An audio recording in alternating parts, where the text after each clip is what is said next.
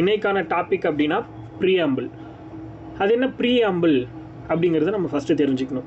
இப்போது எக்ஸாம்பிளுக்கு நம்ம வந்து ஒரு புக் எழுதுகிறோம் அப்படின்னா அந்த புக்கு ஒரு 10 பக்கம் இருந்தாலும் சரி, 50 பக்கம் இருந்தாலும் சரி, 100 பக்கம், 1000 பக்கம், எவ்வளோ பேஜஸ் அந்த புத்தகம் இருந்தாலும் நம்ம என்ன பண்ணுவோம், ஒரு இண்டெக்ஸ்ன்னு ஒன்று வைப்போம். அதே மாதிரி புக்குக்குன்னு ஒரு அட்டையை வந்து பர்ஃபெக்டாக வந்து வடிவமைப்போமா, அதாவது ஒருத்தன் நம்ம புக்கை பார்த்த உடனே வாங்கிடணும், அப்படி இருக்கணும் அட்டையில் இருக்கிற பேஜ். அதுதான் ப்ரீஆம்பிள். புரியுதா? நம்ம கான்ஸ்டியூஷனுக்கான முகப்புரை, இந்திய அரசியலமைப்புக்கு முன்னாடி இருக்கிற பேஜ் தான் ப்ரீஆம்பிள். அந்த ப்ரீஆம்பிளில் என்னென்ன வேர்ட்ஸ் இருக்குது, அது எப்படி வந்துச்சு, எப்போ கொண்டு வந்தாங்க, ஏதாவது அமெண்ட்மெண்ட் நடந்திருக்கா, இந்த மாதிரி அந்த ப்ரீஆம்பிளில் இருக்கிற ஒவ்வொரு வார்த்தையை பற்றி நம்ம பார்ப்போம். இது எப்படி ஸ்டார்ட் ஆகுது, இந்த மாதிரி டீப்பாக பார்ப்போம். இதுக்கு ஒரு எக்ஸாம்பிளுக்காக உங்களுக்கு நான் ப்ரீஆம்பிள் அப்படிங்கிறது எப்படி இருக்குங்கிறத காமிக்கிறேன் பாருங்கள். ஸ்க்ரீன் தெரியுதா எல்லாருக்கும்? பாருங்கள், என்னோடய ஸ்க்ரீன் மட்டும் தெரியுதான்னு பாருங்கள்.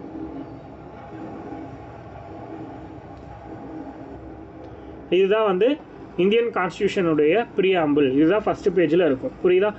ஸோ ஃபஸ்ட்டு வந்து தி கான்ஸ்டியூஷன் ஆஃப் இந்தியான்னு இருக்கும், அதுக்கு கீழே ப்ரீஆம்பிள் அப்படிங்கிற ஒரு வார்த்தை எழுதியிருக்கும்.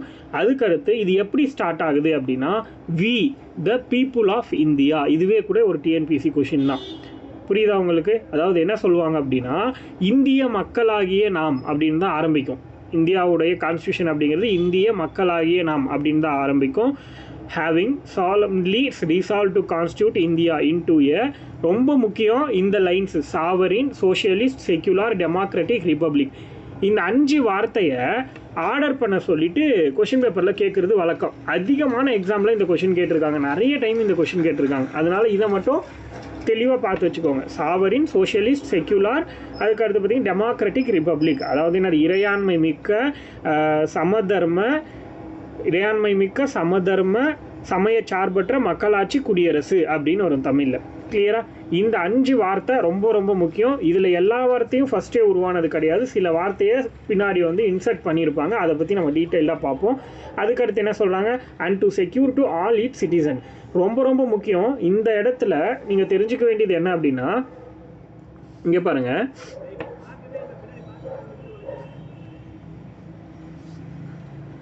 இந்த இடத்த நோட் பண்ணுங்க. ஜஸ்டிஸ், கரெக்டா? ஜஸ்டிஸ்ன்னு சொல்றாங்க.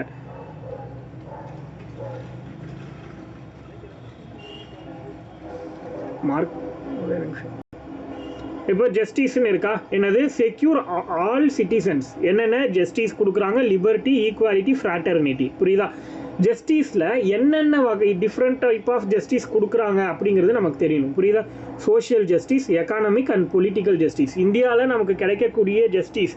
இப்போது இதில் கொஷினில் எப்படி கேட்கலான்னா, இந்தியன் கான்ஸ்டியூஷனோட ப்ரீஆம்பிளில் எந்த ஜஸ்டிஸ் வந்து மென்ஷன் பண்ணாதது அப்படிங்கிற மாதிரி ஒரு கொஷினில் கேட்கலாம். சோஷியல், எக்கானமிக், பொலிட்டிக்கல், அதுக்கப்புறம் வந்து பார்த்தீங்கன்னா இன்னொன்று ஏதாவது செக்யுலர் அப்படின்னு ஒரு வார்த்தை கொடுத்துட்டாங்கன்னா அது செக்யுலர் நான் இல்லை அப்படிங்கிறது உங்களுக்கு தெரியணும். அப்போது ஜஸ்டிஸில் என்னென்ன கொடுத்துருக்காங்கன்னா சோஷியல், எக்கானமிக், பொலிட்டிக்கல், இந்த 3 மட்டும்தான். அடுத்து லிபர்ட்டி. எதுக்கெல்லாம் லிபர்ட்டி? Thought, expression. ஒரு விஷயத்தை நம்ம திங்க் பண்ணுறதுக்கும் அதை செயல்படுத்துறதுக்குமான சுதந்திரம் நமக்கு வந்து கொடுத்துருக்காங்க. எக்ஸ்ப்ரெஷன், எந்த ஒரு விஷயமா இருந்தாலும், சிரிக்கிறதா இருக்கட்டும், பேசுறது, பழகிறது, ஏதோ ஒரு வார்த்தையை நம்ம வந்து இன்னொருத்தங்க கிட்ட சொல்கிறது, இந்த மாதிரியான விஷயங்களுக்கு எதுக்குமே தடை இல்லை அப்படின்னு சொல்கிறாங்க. பிலீஃப், நம்பிக்கை. நீ இந்த கடவுளை கும்பிடணும், அந்த கடவுளை கும்பிடணும்லாம் கிடையாது, எதை வேணால் கும்பிட்டுக்கலாம், அது உன்னோட விஷயம், அதில் யாரும் தலையிட மாட்டாங்க. இந்த ஒரு லிபர்ட்டி. ஃபெய்த்து, எதை மேலே வேணாலும் நம்ம நம்பிக்கை வச்சுக்கலாம். வர்ஷிப், எந்த தெய்வத்தை வேணாலும் கும்பிட்டுக்கலாம். புரியுதா? இந்த 5 வார்த்தை ரொம்ப முக்கியம். இந்த 5 வார்த்தையை லிபர்ட்டி கீழே கொடுத்துருக்காங்க. கிளியரா? என்னென்ன வகையான சுதந்திரம் அப்படிங்கிறது இது ரொம்ப முக்கியம். யூபிஎஸ்சியில் இது ரிலேட்டடான கேள்விகள் வந்து அதிகமாக கேட்குறாங்க. இந்த ஒரே ஒரு பேஜ் தான், இதில் எப்படி வேணாலும் கொஷின் கேட்கலாம். ஸோ ஜஸ்டிஸுக்கு கீழே என்னென்ன இருக்குது, லிபர்ட்டி கீழே என்னென்ன இருக்குது, ஈக்குவாலிட்டி கீழே என்ன இருக்குது, இது எல்லாமே நம்ம தெரிஞ்சுக்கணும். மேக்ஸிமம் கொஷின் வந்துச்சுன்னா ஜஸ்டிஸ் அண்ட் லிபர்ட்டி இந்த 2 கான்செப்டுக்குள்ளே தான் வரும். ஈக்குவாலிட்டி, ஃப்ராட்டர்னிட்டியில் கொஷின் வராது. ஸோ ஈக்குவாலிட்டினா என்னது, அதாவது எல்லாருக்குமே வந்து ஆப்பர்ச்சுனிட்டி வந்து ஈக்குவலாக இருக்கணும்னு சொல்ல வராங்க. ஃப்ராட்டர்னிட்டினா நம்ம வந்து காமனாக ஒவ்வொரு இண்டிவிஜுவலையும் நம்ம வந்து சகோதரத்துவத்தோடைய அணுகணும் அப்படிங்கிற மாதிரி இருக்கும். அவ்வளோதான், வேறு ஒன்றும் கிடையாது. Unity and integrity of the nation. இந்த வார்த்தையும் ரொம்ப முக்கியம் நமக்கு. யூனிட்டி அண்ட் இன்டெகிரிட்டி அப்படிங்கிறது லேட்டராக ஆட் பண்ண ஒரு வார்த்தை. இன்டெகிரிட்டி, ஒருமைப்பாடு அப்படிங்கிற மாதிரியான வார்த்தை புதுசாக ஆட் பண்ணாங்க. அதை பற்றி நம்ம டீட்டெயிலாக பார்க்கலாம். In our constituent assembly this 26th day of November 1949 do hereby adopt, enact and give to ourselves this constitution அப்படின்னு சொல்கிறாங்க. ஸோ இந்த லைன்ஸ்லாம் நம்ம ஜஸ்ட் ஒரு தடவை படிச்சுக்கலாம். அதே மாதிரி இந்த பார்ட் ஃபர்ஸ்ட் ஆஃப் வந்து நமக்கு ரொம்ப முக்கியம். லைக் இந்த லிபர்ட்டி வரைக்குமான கான்செப்டில் இருக்கிறத கொஷினாக டேரெக்டாகவே கேட்குறதுக்கு வாய்ப்பு இருக்குது. கிளியராக அதை மட்டும் நல்லா பார்த்துக்கோங்க. ஓகே, அதுக்கடுத்து ஃப்ராட்டர்னிட்டியில் என்ன இருக்குது? Unity and integrity of the nation. இந்த ரெண்டு வார்த்தை இதை மட்டும் நல்லா பார்த்துக்கோங்க. அவ்வளோதான். ஓகேவா? ஓகே, அவ்வளோதான். இதுக்கடுத்து நம்ம வந்து டீப்பாக கான்ஸ்டியூஷனுக்குள்ளே போயிடலாம். இப்போ ப்ரீஆம்பிள் அப்படிங்கிறது எப்படி இருக்குது, எங்கே இருக்குது, என்னெல்லாம் அதுக்குள்ளே இருக்குங்கிறத நம்ம டேரெக்டாகவே பார்த்துட்டோம். அடுத்தது ப்ரீஆம்பிள்லேருந்து என்ன மாதிரியான கொஷின்ஸ்லாம் கேட்பாங்க அப்படிங்கிற பாயிண்ட் ஆஃப் வியூவில் நம்ம போகலாம். ஸோ நோட் பண்ணிக்கோங்க. அடுத்த சாப்டர் ஸ்டார்ட் பண்ணிக்கலாம். ப்ரீஆம்பிள் ஆஃப் தி கான்ஸ்டியூஷன் அப்படின்னு போட்டுக்கோங்க. ஸோ ஃபர்ஸ்ட் பாயிண்ட் என்ன கேட்கலாம் கொஷின் அப்படின்னா, ப்ரீஆம்பிள் வந்து எந்த நாட்டோட கான்ஸ்டியூஷன்லேருந்து எடுத்தாங்க? ஆல்ரெடி நம்ம பார்த்துருக்கோமா? இப்போ ஒவ்வொரு விஷயத்தையும் எந்த கான்ஸ்டியூஷன்லேருந்து நம்ம தெரிஞ்சுக்கணும். அமெரிக்கன் கான்ஸ்டியூஷன்லேருந்து எடுத்தாங்க. ஃபர்ஸ்ட் பாயிண்ட் நோட் பண்ணிக்கோங்க. எந்த நாட்டுடைய அரசியலமைப்பிலிருந்து முகப்புரை எடுக்கப்பட்டுச்சுன்னு கேட்டாங்கன்னா USA, அமெரிக்கா, அமெரிக்கன் கான்ஸ்டியூஷன். அதே மாதிரி ஃபஸ்ட்டு வேர்ல்டுலேயே ப்ரீஆம்பிளோட ஒரு கான்ஸ்டியூஷன் உருவாக்குனாங்கன்னா அது அமெரிக்கா தான். இந்த கொஷின் வந்து ஒரு டைம் கேட்டிருந்தாங்க, அதனால் அதை நோட் பண்ணிக்கோங்க. புரியுதா? ஃபஸ்ட்டு அமெரிக்காவில் தான் ப்ரீஆம்பிள் அப்படிங்கிற ஒரு விஷயத்தை வந்து கொண்டு வந்தாங்க. முகப்புரை அப்படிங்கிற வார்த்தையை முதல்ல யூஸ் பண்ணது அமெரிக்காவில், அமெரிக்காவுடைய கான்ஸ்டியூஷனில். அவங்க கிட்ட இருந்து தான் நம்ம அப்படி ஒரு விஷயத்தை வந்து கற்றுக்குறோம். புரியுதா? அதுக்கடுத்து இந்த பாயிண்ட் நோட் பண்ணிட்டீங்க அப்படின்னா சில சிக்னிஃபிகன்ஸும் நம்ம எழுதணும். அதை மட்டும் நம்ம கடைசியாக பார்த்துக்கலாம். நான் சொன்னேன் இல்லையா ப்ரீஆம்பிளில் சில டெக்ஸ்ட்டு, அதை மட்டும் இப்போ நோட் பண்ணிக்கோங்க. ப்ரீஆம்பிள்ங்கிறது எதில் ஸ்டார்ட் ஆகும்? We are the people of India. We the people of India, அதாவது இந்திய மக்களாகிய நாம் அப்படின்னு ஆரம்பிக்கும். அந்த கான்செப்ட் எழுதிக்கோங்க. அதுக்கடுத்து ப்ரீஆம்பிளோடைய டெக்ஸ்ட்டு, அதில் ரொம்ப முக்கியமாக இவ்வளோ நேரம் பார்த்தோம்ல, அதுதான் ப்ரீஆம்பிளோட டெக்ஸ்ட்டு. ஓவராலாக என்னென்னலாம் அதில் எழுதியிருக்கோம் அப்படிங்கிறது. அதில் எக்ஸாம் பாயிண்ட் ஆஃப் வியூவில் ஃபஸ்ட்டு நான் என்ன சொன்னேன்? சாவரின். இந்த ஆர்டர் ரொம்ப முக்கியம். சாவரின், அதுக்கடுத்து பார்த்தீங்கன்னா சோஷியலிஸ்ட், செக்யூலார், டெமோக்ராட்டிக், ரிப்பப்ளிக். இந்த 5 வார்த்தை ஆர்டராக உங்களுக்கு தெரியணும். தமிழில் வேணால் எழுதிக்கோங்க. இறையாண்மை மிக்க, சமதர்ம, இறையாண்மை மிக்க, சமதர்ம, சமயச்சார்பற்ற,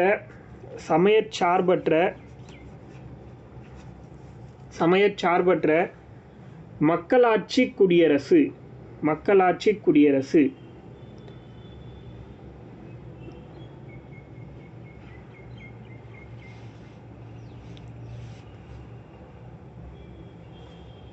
ஆக்சுவலி ஒரு விஷயம் நம்ம தெரிஞ்சுக்கணும். ப்ரீஆம்பிள் அப்படின்னு சொல்லக்கூடிய இந்த விஷயத்தை திருத்த முடியுமா அப்படின்னு கேட்டால் முடியும். புரியுதா? இது ஒரு டைரக்ட் கொஷின்.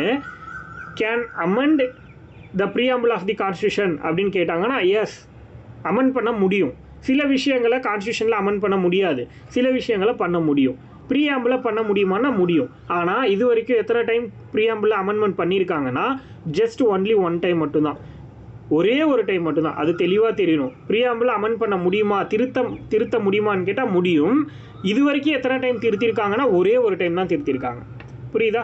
அந்த அமெண்ட்மெண்ட் என்ன, இது எல்லாமே நீங்கள் நோட் பண்ணணும். உங்களுக்கு புரியக்கூடிய விதத்தில் நீங்கள் எழுதிக்கோங்க இப்போ நான் சொல்கிற விஷயங்களை. ஓகேவா? ஸோ இப்போது ப்ரீஆம்பிளை பொறுத்த வரைக்கும் ஃபஸ்ட்டு இந்த 5 வார்த்தை சொன்னல, சாவரின், சோஷியலிஸ்ட், செக்யூலார், டெமோக்ராட்டிக், ரிப்பப்ளிக். இதில் ஃபஸ்ட்டு என்னவா இருந்துச்சுன்னா சாவரின், டெமோக்ராட்டிக், ரிப்பப்ளிக் மட்டும் இருந்துச்சு. நடுவில் இருக்கிற 2 வார்த்தை கிடையாது. அந்த 2 வார்த்தை கிடையாது. அது என்னது? Socialist and secular. இந்த 2 வார்த்தையும் கிடையாது. புரியுதா?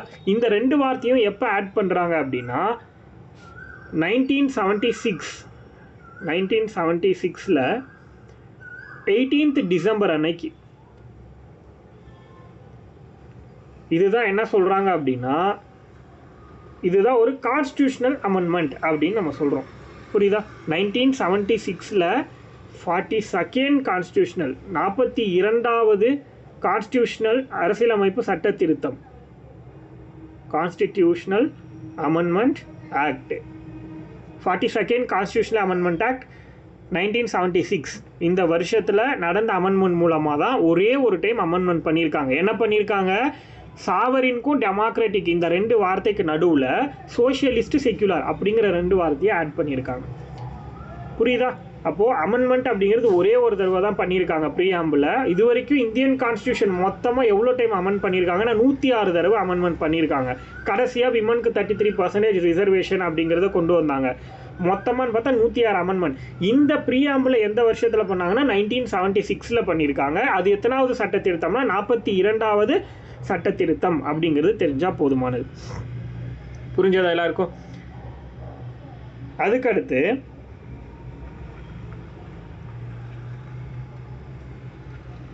Unity of the nation. நான் ஒரு லைன் காமிச்சல, unity and integrity of the nation ஒரு வார்த்தை இருந்துச்சா? Unity and integrity of the nation ஒரு வார்த்தை நம்ம பார்த்தோம், ஒரு லைனை நம்ம வந்து பார்த்தோம். எதில் இருந்திருக்கும்னா ஃப்ராட்டர்னிட்டி கீழே இருந்திருக்கும். ஞாபகம் இருக்கா? ஃப்ராட்டர்னிட்டி கீழே ப்ராக்கெட்டில் unity and integrity of the nation கொடுத்துருப்பாங்க. ஆக்சுவலி இந்த வார்த்தை வந்து இந்த லைன் வந்து ஸ்டார்டிங்கில் எப்படி இருந்துச்சுன்னா யூனிட்டி ஆஃப் த நேஷன் அப்படின்னு மட்டும்தான் இருந்துச்சு. யூனிட்டி ஆஃப் த நேஷன் மட்டும்தான் இருந்துச்சு.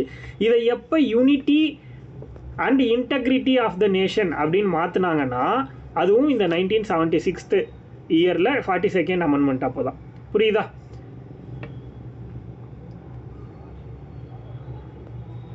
என்ன பண்ணியிருக்காங்க? அப்போது 3 வார்த்தையை 42nd கான்ஸ்டியூஷன் அமெண்ட்மெண்ட் ஆக்ட் மூலமாக ஆட் பண்ணியிருக்காங்க. ஒன்று சோஷியலிஸ்ட், இன்னொன்று செக்யுலாரு, 3வது ஆட் பண்ண வார்த்தை இன்டெகிரிட்டி.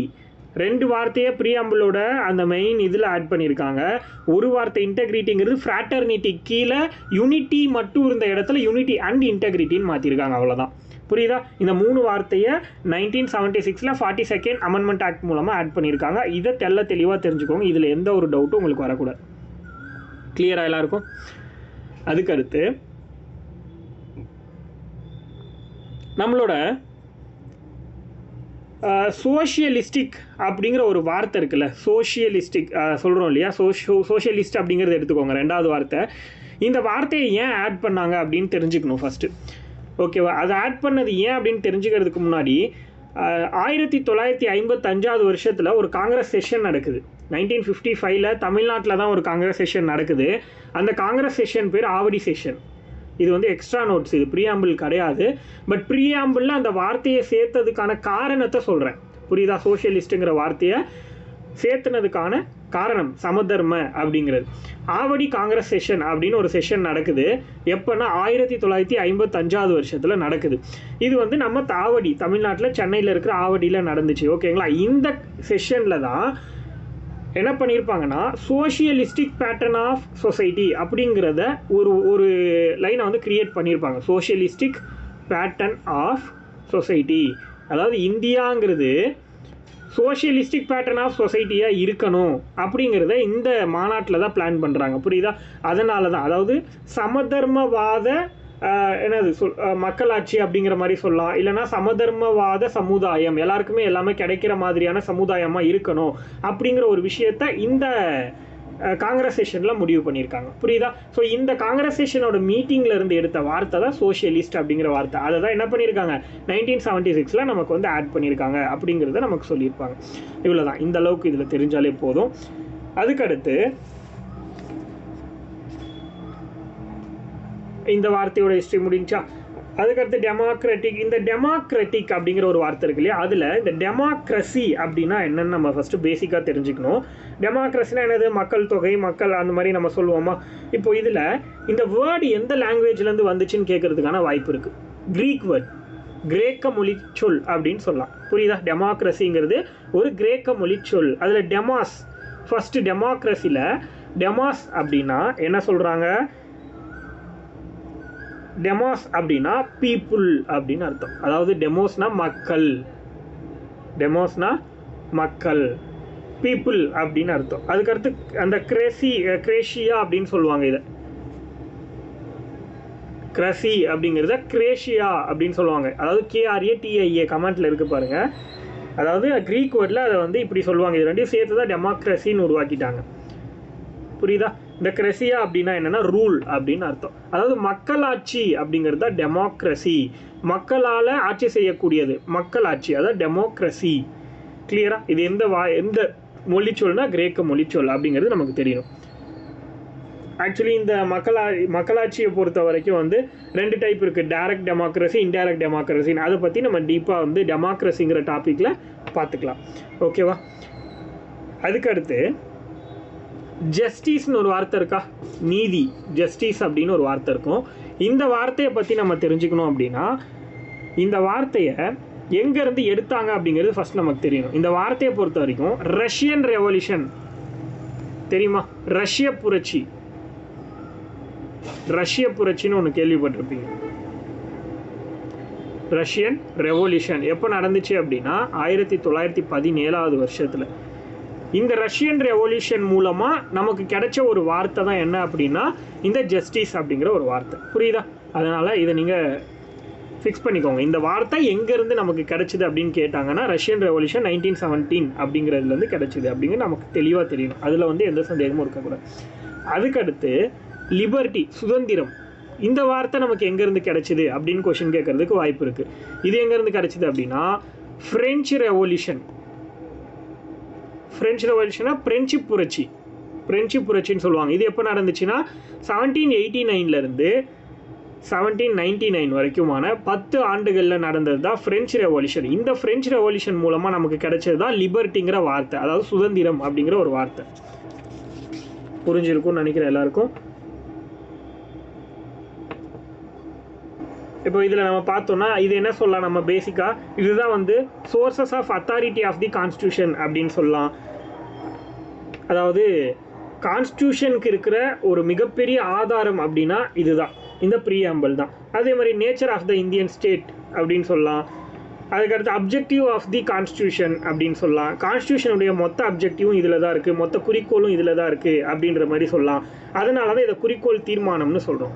அப்போது என்னது அப்ஜெக்டிவ் ரெசல்யூஷன் ஒன்று ஜவஹர்லால் நேரு கொண்டு வந்திருப்பாருன்னு நம்ம ஆல்ரெடி பார்த்தோமா, டிசம்பர் மாதம் 13 கொண்டு வந்திருப்பாரு அப்படின்னு சொல்லி ஞாபகம் இருக்கா? நம்ம பார்த்துருக்கோம். 1946 அதை கொண்டு வந்திருப்பார். 1947 வந்து ஜனவரி 22 அன்னைக்கு அதை அக்செப்ட் பண்ணியிருப்பாங்க. இதெல்லாம் நம்ம ஆல்ரெடி படிச்சிருப்போம்.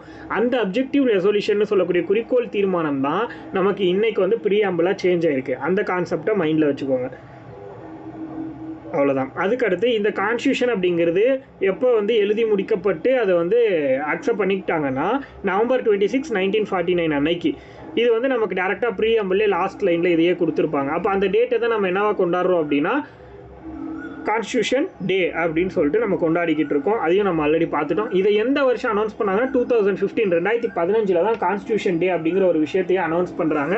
அதுக்கு முன்னாடி வரைக்கும் அப்படி ஒரு விஷயம் கிடையாது. புரியுதா? கான்ஸ்டியூஷன் டேன்னு கொண்டாடல, பட் அந்த டேட் வந்து எப்பயுமே ஃபிக்ஸபிள், அதுதான். அதில் எந்த ஒரு மாற்றமும் கிடையாது. சரி, ஓகே.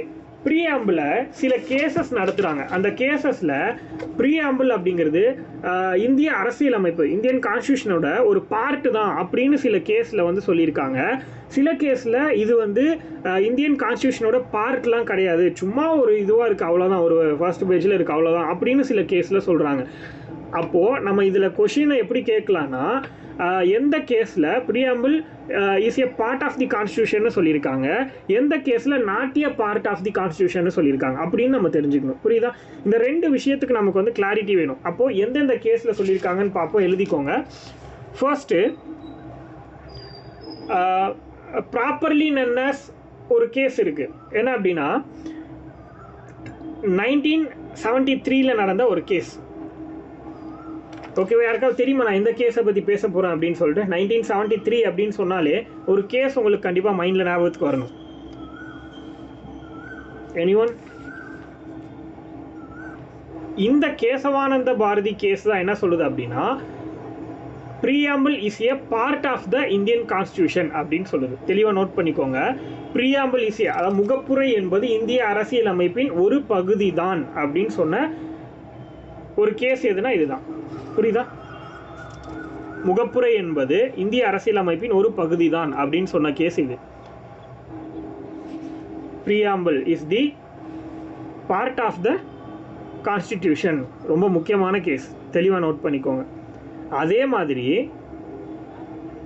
இதை ப்ரீஆம்பிளில் அமெண்ட் பண்ணலாம். பட் ஆனால் இது என்ன பண்ணிட்டாங்கன்னா, இந்த வார்த்தையை கொண்டு போயிட்டு கான்ஸ்டியூஷனல் அமெண்ட்மெண்ட் ஆக்ட் கீழே கொண்டு வந்துட்டாங்க. ஆக்சுவலி இதில் என்ன சொல்கிற, ஆர்டிகல் 13 கீழே கொண்டு வந்துட்டாங்க. 368 வச்சுட்டு ஆர்டிகல் 13 கீழே கொண்டு வந்துட்டாங்க. ஆர்டிகல் 13 கீழே ஒரு வார்த்தை இருக்குது அப்படின்னா கான்ஸ்டியூஷனில், அந்த வார்த்தையை ஒரு என்ன பண்ணல, நீதிமன்றம் வந்து தலையிட்டு ஒரு பிரச்சனைனா, இன்கேஸ் எக்ஸாம்பிளுக்கு பார்லிமெண்ட் வந்து அந்த வார்த்தையை மாற்றணும்னு நினைக்கிறாங்க. இப்போ வந்து லிபர்ட்டிங்கிற வார்த்தை கான்ஸ்டியூஷன்லேருந்து எடுக்கணும் அப்படின்னு வந்து நினைக்கிறாங்க அப்படின்னா, கான்ஸ்டியூஷனில் வந்து எடுத்துடலாம் அப்படின்னு முடிவு பண்ணுறாங்கன்னு வச்சுக்கோங்களேன். இதை வந்து பார்லிமெண்ட் சக்ஸஸ்ஃபுல்லாக கொண்டு வந்துடுறாங்க. பட் ஆனால் இது கான்ஸ்டியூஷனுக்கு தப்பான ஒரு விஷயம் அப்படின்னு கோர்ட் முடிவு பண்ணாங்கன்னா, திரும்பவும் அந்த லிபர்ட்டி எடுத்துகிட்டு வந்து கான்ஸ்டியூஷனில் வச்சுட்டு பார்லிமெண்ட் சொன்ன விஷயத்த ராங் அப்படின்னு கோர்ட்டால் ப்ரூஃப் பண்ண முடியும். அப்படி ஒரு விஷயத்த கொண்டு வந்துட்டாங்க. இதை பற்றி நம்ம ஃப்யூச்சரில் பார்க்கலாம். இன்னும் நிறைய டேட்டாவோடு நம்ம பார்க்கலாம், கேசஸாக டீட்டெயிலாக பார்க்கும்போது. இப்போதைக்கு கேசவானந்த பாரதி கேஸை எழுதிக்கோங்க. அதாவது preamble is the part of the constitution அப்படின்னு சொல்லிச்சு, அது மட்டும் எழுதிக்கிட்டாலே போதுமானது. வேறு என்ன கேஸில் பார்ட் ஆஃப் தி கான்ஸ்டியூஷன் சொல்லியிருப்பாங்கன்னா, LIC case, life insurance corporation கேஸ்ன்னு ஒன்று நடந்துச்சு 1995. எல்ஐசி கேஸ் எப்போ நடந்துச்சு அப்படின்னா 1995. அந்த கேஸ்லேயுமே என்ன சொல்லிட்டாங்க அப்படின்னா, ப்ரீஆம்பிள் அப்படிங்கிறது இந்தியன் கான்ஸ்டியூஷனோட ஒரு பார்ட்டு தான் அப்படின்னு சொல்லிட்டாங்க. அது 95 நடந்தது. Preamble is a part of the constitution அப்படின்னு சொல்லிட்டாங்க. புரியுதா? அதுவும் பார்ட்டுன்னு சொல்லிச்சு 1995 அந்த கேஸ் வந்து நடந்துச்சு. அதுக்கடுத்து பார்த்தீங்கன்னா எஸ்ஆர் பொம்மை கேஸ். எஸ்ஆர் பொம்மை கேஸ் கர்நாடகாவோட முதலமைச்சராக இருந்தவர் தான் எஸ்ஆர் பொம்மை 1994 பீரியடில். அப்போ தான் இந்த கேஸ் நடக்குது. எஸ்ஆர் பொம்மை கேஸ் 1994. இந்த கேஸில் என்ன சொல்லிட்டாங்க அப்படின்னா, சேம் அதே கான்செப்ட் தான். இந்த கேஸ்லேயும் முகப்புரை என்பது அரசியலமைப்பின் ஒரு பகுதி தான் அப்படின்னு சொல்லிட்டாங்க. Preamble is a part of the constitution அப்படின்னு சொல்லிடுறாங்க இந்த எஸ்ஆர் பொம்மை கேஸ். 3 கேஸில் வந்து பார்ட் அப்படின்னு சொல்லிட்டாங்க. புரியுதா? ஏன்னா நான் கேசவானந்த பாரதி கேஸ் 1973, எஸ்ஆர் பொம்மை கேஸ் 1994, எல்ஐசி கேஸ் 1995, இந்த 3 கேஸ். அடுத்தது யார் நாட்டிய பார்ட்டுன்னு சொன்னாங்க, அதுதான் ரொம்ப ரொம்ப முக்கியம். ஏன்னா இதுதான் நிறைய பேருக்கு தெரியாது. புரியுதா?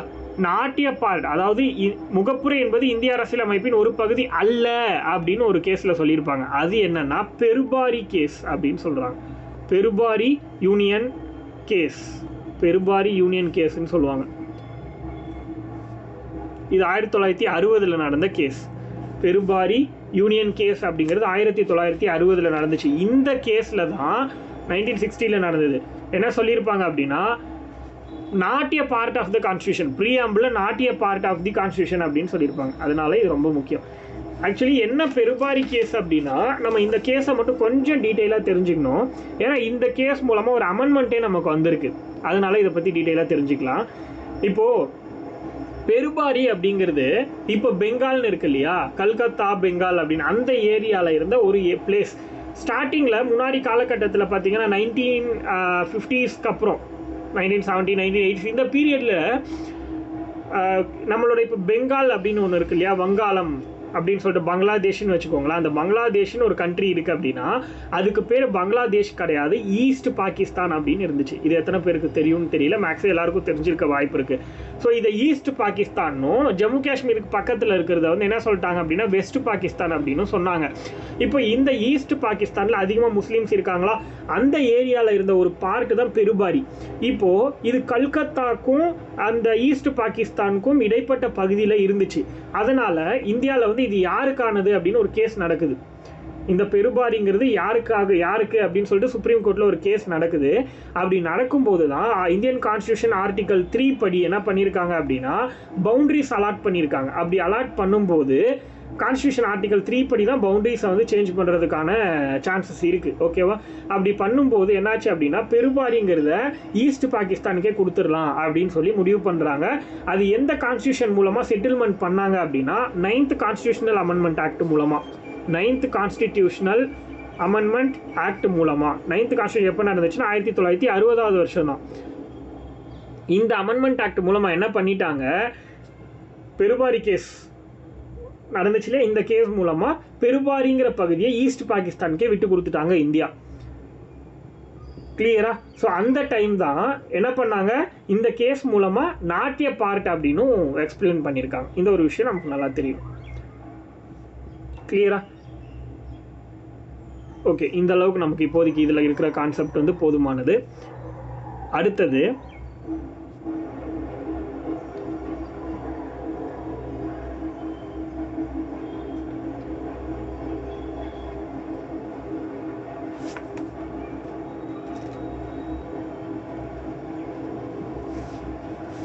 ஓகே, அடுத்த விஷயம் நம்ம உள்ளே போயிடலாம். இப்போது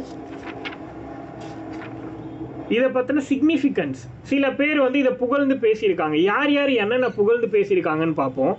சிக்னிஃபிகன்ஸ்ன்னு போட்டுக்கோங்க, அல்லது குறிப்புகள். ஒவ்வொருத்தங்களும் என்னென்ன சொல்லியிருக்காங்க அப்படிங்கிற ஒரு சில குறிப்புகள் மட்டும் பார்க்கலாம். First, preamble is the identity card of the constitution அப்படின்னு ஒருத்தர் சொல்லியிருக்காரு. அவர் யாருன்னு கேட்பாங்க. preamble is the identity card of the constitution அப்படின்னு சொன்னது யாரு? ரொம்ப ரொம்ப முக்கியம். NA கமெண்ட்ல போடுறேன். NA பல்கிவாலா அப்படின்னு சொல்லுவாங்க. அவர் NA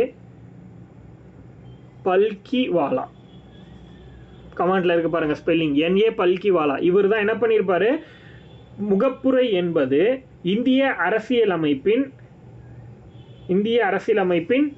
என்ன சொல்லலாம், ஐடென்டிட்டி கார்டு அப்படின்னா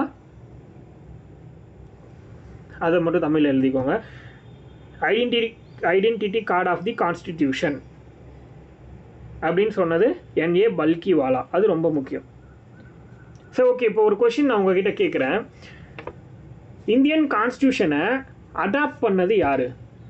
who adopted by Indian constitution அப்படின்னு ஒரு கொஷின் கேட்குறாங்க. யாராக இருக்கும் தெரியுமா? இருக்காச்சு மெசேஜில் எக்ஸ்பிளைன் பண்ணுங்கள். ஜஸ்ட் ஒரு வார்த்தை சொல்லுங்கள் யாருன்னு. கான்ஸ்டிடியூயன்ட் அசம்பிளி அப்படிங்கிறவங்க தானே. அவங்க தானே டெம்பரரி பார்லிமெண்ட்டாக செயல்பட்டாங்க 1950க்கு முன்னாடி வரைக்கும். 51-52 வந்து ஜென்ரல் எலெக்ஷன் முதல் பொது தேர்தல் நடக்கிற வரைக்குமே அவங்க தானே இருந்திருப்பாங்க. யாருமே சொல்ல மாட்டீங்க, தெரியலையா இல்லை என்னன்னு தெரியலையே. சரி, ஓகே, அடுத்தது பார்ப்போம். அடுத்த ஒரு பர்சன் என்ன சொல்லியிருக்காருங்கிறத சொல்கிறேன், நோட் பண்ணிக்கோங்க. The preamble is the horoscope of the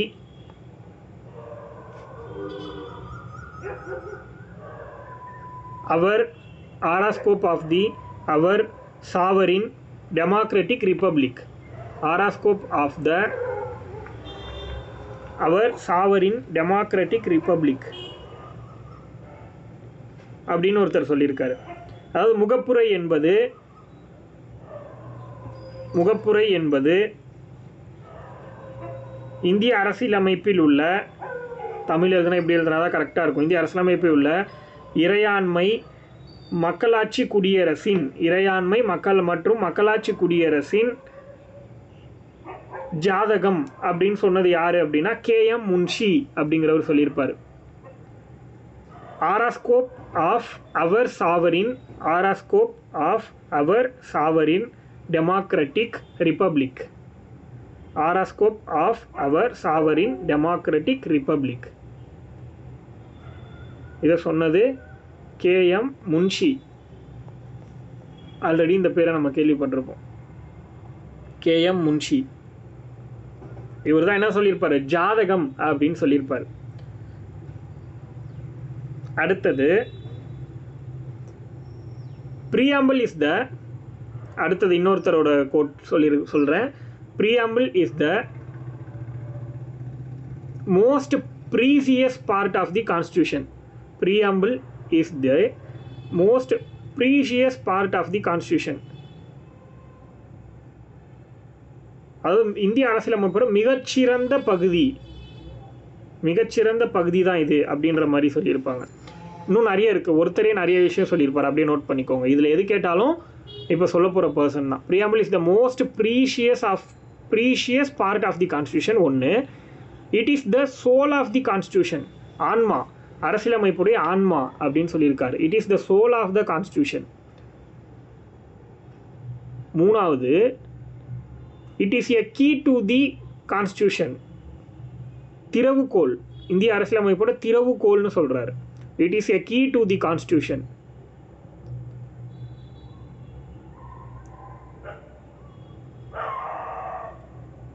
அடுத்தது, it is a jewel set in the constitution. It is a jewel set, நகைகள், jewel set in the constitution.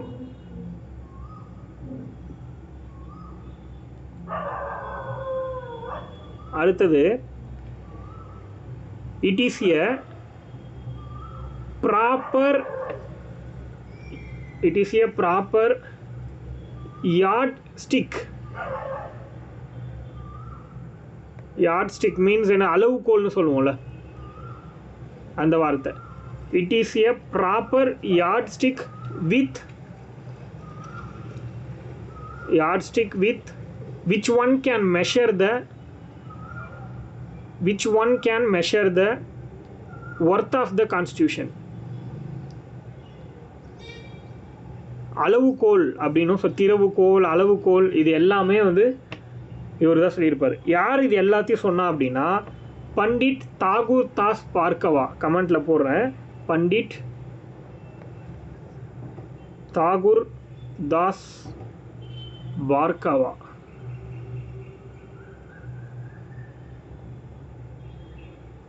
Pandit Tagore Das Bhargava இவர் தான் வந்து இந்த எல்லா கோட்ஸையும் சொல்லியிருப்பார்.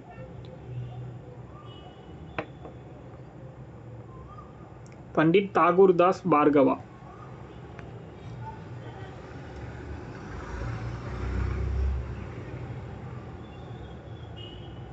அடுத்தது,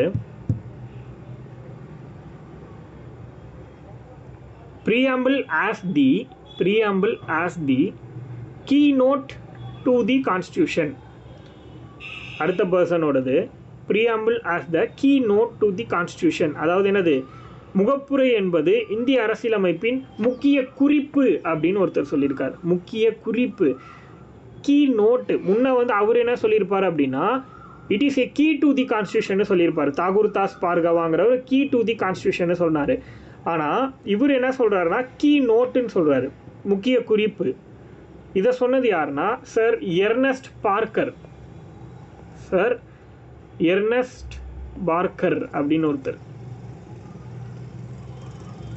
கீ நோட் அப்படின்னு சொன்னவர், முக்கிய குறிப்பு.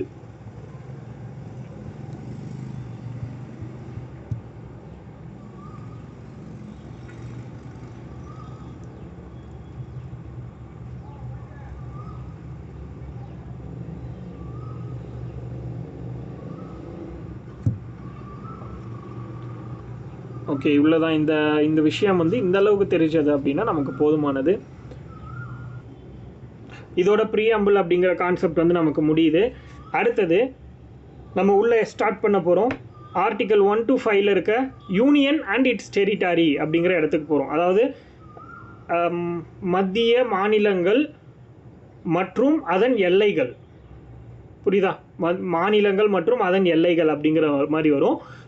யூனியன் அண்ட் இட்ஸ் டெரிட்டரி அப்படின்னு நோட் பண்ணிக்கோங்க. அதுதான் வந்து ஃபர்ஸ்ட் டாபிக் நம்ம உள்ளே போன உடனே.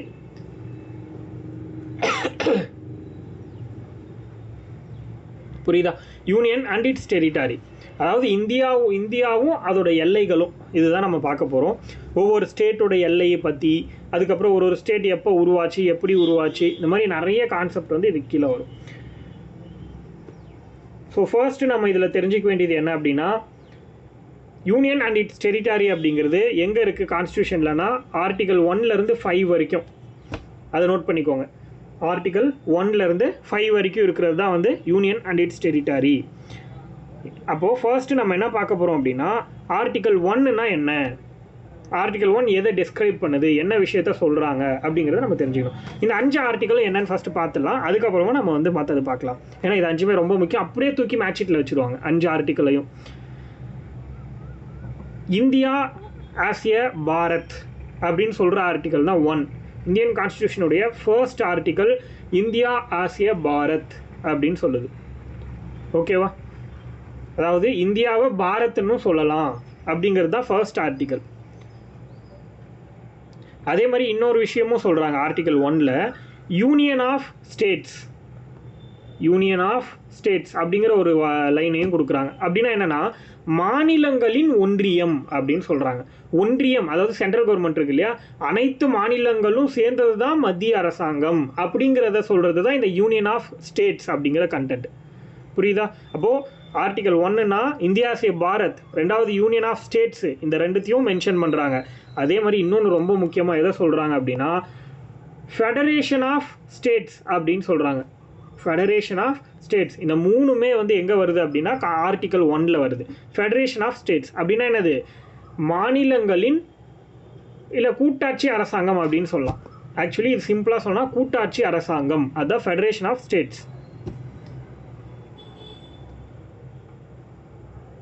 புரியுதா? இவ்வளோதான் விஷயம். இதுதான் ஆர்டிக்கல் 1 அப்படிங்கிறது பேசக்கூடியது. ஸோ இதை பற்றி பார்க்கும்போது நம்ம இப்போது எக்ஸாம்பிளுக்கு ஃபஸ்ட்டு ஷெட்யூலில் என்ன சொல்லியிருப்பாங்க, நமக்கு மொத்தம் 12 ஷெட்யூலில் ஃபஸ்ட்டு ஷெட்யூலில் ஸ்டேட்ஸ் அண்ட் டெரிட்டரி, அப்புறம் அதோடைய பவுண்ட்ரிஸ் அப்படிங்கிற மாதிரி பார்த்தோமா. அப்படி பார்க்கும்போது நமக்கு இதில் என்ன தெரியணும், மொத்தமாக இந்தியாவில் 28 ஸ்டேட்ஸ் அண்ட் 8 யூனியன் டெரிட்டரி இருக்குது அப்படிங்கிறது நமக்கு தெரியணும். 2025 வரைக்குமா நம்ம பார்க்கும்போது இவ்வளோ தான் நமக்கு தெரிஞ்ச விஷயங்கள். அதுக்கடுத்து வேறு என்ன நம்ம பார்க்கலான்னா டேரெக்டாக ஆர்டிகல் 2, இந்த இதுக்கப்புறம் நமக்கு ஆர்டிகல் 1ல் பெருசாக தெரிஞ்சிக்க வேண்டியது எதுவும் கிடையாது. ஆர்டிகல் 2க்கு டேரெக்டாக போயிடலாம். இந்த ஆர்டிகல் 2ல் என்ன கொடுத்துருக்காங்கன்னா admission or establishment of new state. புரியுதா? Admission or establishment of new state, ஒரு புதிய மாநிலத்தை உருவாக்குறது. புரியுதா? ஒரு புதிய மாநிலத்தை உருவாக்குறது அப்படின்னா அது article 2, admission or establishment of new state.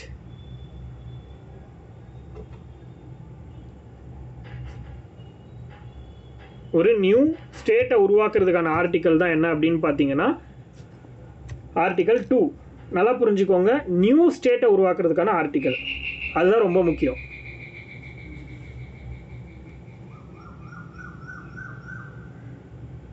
அதுக்கடுத்து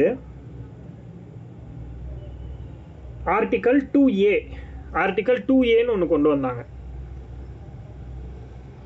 ஆக்சுவலி இது இப்போ கிடையாது, இதை ரிமூவ் பண்ணிட்டாங்க. ஆர்டிகல் 2Aன்னு ஒன்று இருந்துச்சு, பட் இப்போ ரிமூவ் பண்ணிட்டாங்க.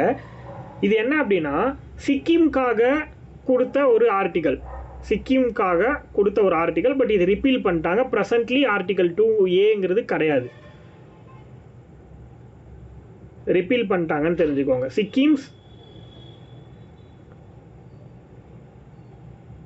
சும்மா சிக்கிம்னு மட்டும் போட்டுக்கோங்க, சிக்கிம் ரிலேட்டட் ஆர்டிகல்.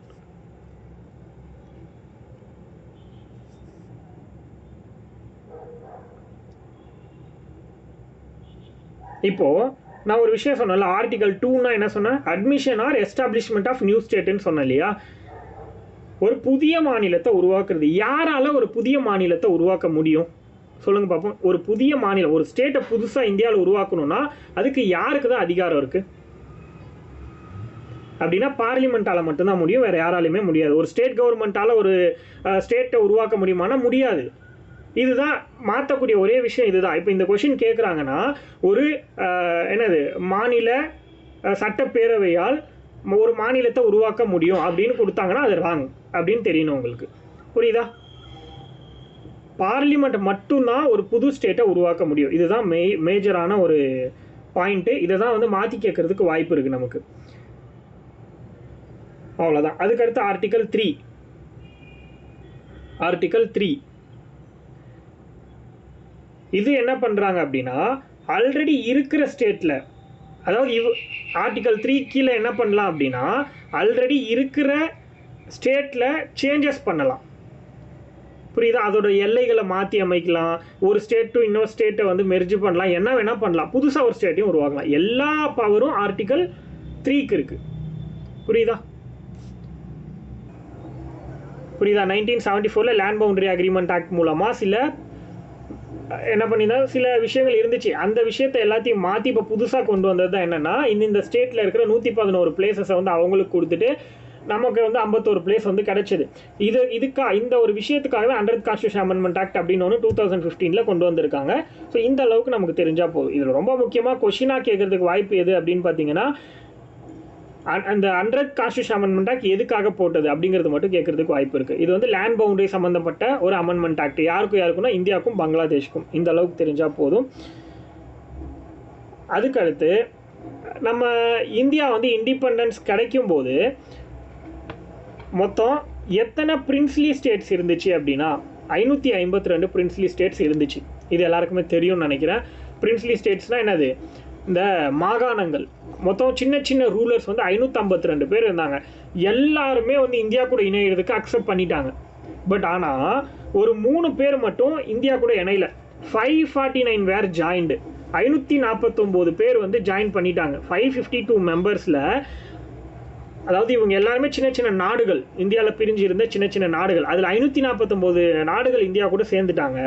இந்தியா கூட ஒரு 3 பேர் மட்டும் சேரலை. அவங்க 3 பேர் யார், அவங்கள எப்படி நம்ம இந்தியாவுக்குள்ளே சேர்த்தணும் அப்படிங்கிறத நம்ம தெரிஞ்சுக்கணும். புரியுதா?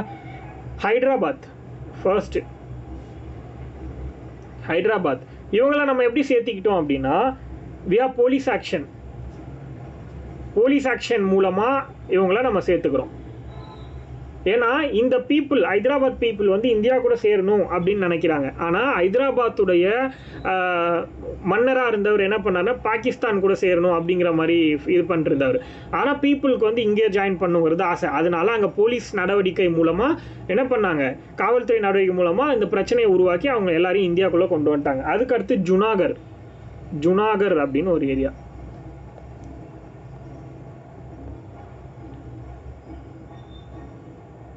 வியா ரெஃபரண்டம் மூலமாக இவங்களை வந்து ஆட் பண்ணிக்கிட்டாங்க.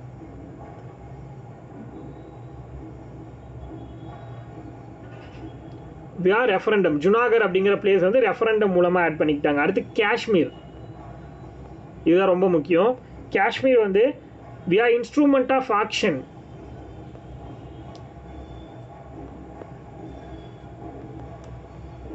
ஆக்சுவலி என்னன்னா, நேருக்கும் இந்த காஷ்மீரில் இருந்த மகாராஜாக்கும் வந்து இப்போ வந்து காஷ்மீரில் இருந்த மகாராஜா கிட்ட கேட்குறாரு, நீ வந்து ஜாயின் பண்ணிக்கோ இந்தியா கூட. பட் ஆனால் அவர் ஜாயின் பண்ணலை. அப்படி இருந்தும் அவர் வந்து பாகிஸ்தான் கூட ஜாயின் பண்ணணும்னு விருப்பப்பட்டிருந்த காலகட்டத்தில் பாகிஸ்தானே அவங்கள வந்து தாக்குறாங்க காஷ்மீரை. அந்த டைமில் எங்களுக்கு ஹெல்ப் பண்ணுங்கன்னு வந்து இந்தியன் கவர்மெண்ட் கிட்ட, அதாவது ஜவஹர்லால் நேரு கிட்ட வந்து கேட்குறாங்க காஷ்மீர் மகாராஜாவாக இருந்த ஹரிசிங்குங்கிறவர். அப்போ வந்து இவர் சொல்கிறார், ஒரு ட்ரீட்டி ஒன்று போட்டுக்கலாம், நான் வந்து உனக்கு ஹெல்ப் பண்ணால் நீ இந்தியா கூட ஜாயின் பண்ணிக்கணும் அப்படின்ற மாதிரி சொல்கிறார். அதுக்கு அவரும் ஒத்துக்கிறாரு. ஹரிசிங் ஒத்துக்குனது மட்டும் இல்லாமல் அவர் ஒரு கண்டிஷன் வைக்கிறார், நாங்கள் வந்து உங்களோட அரசியலமைப்பை ஃபாலோ பண்ணாலும் சில விஷயங்களை நாங்கள் தனிச்சு தான் இருப்போம், எங்களுக்குன்னு தனியாக ஒரு ஆர்டிக்கல் இருக்கு, அதாவது ஒரு சட்டமே வேணும், நாங்கள் தனியாக தான் இருப்போம், எங்களை வந்து உங்களுக்குள்ள நாட்டுக்குள்ளே இருந்தாலும் நாங்கள் தனியாக தான் எல்லாமே பண்ணிப்போம், எங்களுக்கு இருக்கிற எங்கள் ஸ்டேட்ஸில் இருக்கிற பவர் எங்களுக்கு மட்டும்தான் அப்படிங்கிற மாதிரிலாம் வேணும்னு சொன்னாங்க. அதனால அவங்கள யூனியன் டெரிட்டரியாக மாற்றி ஆர்டிகல் 317 ஒன்று கொடுத்து அவங்களுக்குன்னு தனியாக எல்லா விஷயத்தையும் ஏற்பாடு பண்ணி கொடுத்துட்டாங்க இந்தியா பொறுத்த வரைக்கும். அதை பற்றியும் நம்ம வந்து தனியாக காஷ்மீர் பற்றி படிக்கும்போது படிச்சுக்கலாம். ஸோ இது மட்டும் 3மே எப்படி ஜாயின் பண்ணாங்க இந்தியா கூட அப்படிங்கிறது மட்டும் இப்போதைக்கு நமக்கு தெரிஞ்சால் போதும். ஓகேவா? ஸோ ஆர்டிகல்ஸ் முடிச்சிட்டோம். அதுக்கு அடுத்து வந்து 2 அமெண்ட்மெண்ட்டை பார்த்துட்டோம். ஓகே, இப்போது அடுத்து வந்து ஒரு பிரச்சனை ஒன்று வருது. இதெல்லாம் ஒரு பக்கம் நடந்து முடிய, இந்த 552 இந்தியா கூட ஒன்றா ஜாயின் பண்ணி முடிக்க இன்னொரு பிரச்சனை புதுசாக கிளம்புது. என்னது? லாங்குவேஜ் பேசிஸில் ஒவ்வொரு ஸ்டேட்டாக உருவாக்குற மாதிரியான ஒரு சில பிரச்சனைகள் வந்து உருவாகுது இந்தியாவுக்குள்ளே. அதுக்கு எப்படிலாம் வந்து எவல்யூஷன் நடந்திருக்கு அப்படிங்கிறத நம்ம அடுத்த கட்டமாக நம்ம பார்க்க போகிறோம். ஸோ அடுத்தது பார்ட் ஏன்னு ஒரு பாக்ஸ் போட்டிருப்பீங்களா ஏபிசிடியில், அதில் பார்ட் ஏல எழுதிக்கோங்க. இது வந்து 1950 காலகட்டத்தில் இப்படி தான் வந்து ஸ்டேட்ஸை பிரித்து வச்சுருந்தாங்க. அந்த டைமில் என்ன யூனியன் டெரிட்டரினா ஒன்று, மீதி 3த்தில் வந்து ஸ்டேட்ஸ் இருக்கும். புரியுதா? ஸோ ஸ்பீடாக முடிஞ்ச அளவுக்கு ஸ்பீடாக எழுதிக்கோங்க. பார்ட் ஏல கீழே எழுதிக்கோங்க. பார்ட் ஏல ஃபஸ்ட்டு அஸ்ஸாம், பார்ட் ஏல அஸ்ஸாம், பீகார், அஸ்ஸாம், பீகார், பாம்பே, மத்திய பிரதேஷ், எம்பின்னு போட்டுக்கோங்க மத்திய பிரதேஷ்னா, மெட்ராஸ் பார்ட் ஏல இருக்கு. ஒரிஷா,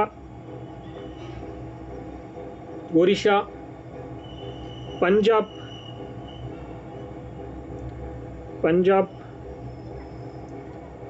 யுனைடெட் ப்ராவின்சஸ்னால் என்னன்னு சொல்லியிருக்கேன், உத்தரப்பிரதேஷ், யூபி. அது வந்து அந்த டைமில் யுனைடெட் ப்ராவின்சஸ்ன்னு நம்ம சொல்லிட்டு இருந்தோம்.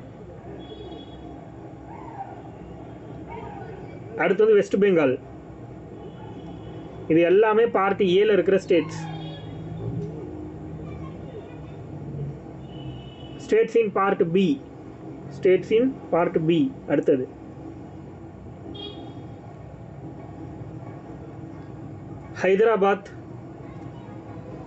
ஹைதராபாத், ஜம்மு காஷ்மீர், JNKன்னு போட்டுக்கோங்க. ஹைதராபாத், ஜம்மு காஷ்மீர், மத்திய பிரதேஷ், மத்திய பாரத்னு இருக்குது, மத்திய பிரதேஷ். ஏன்னா சென்ட்ரல் ப்ராவின்ஸ்னு இருந்துச்சு அப்போது. ஸோ மத்திய பிரதேஷ், மைசூர்,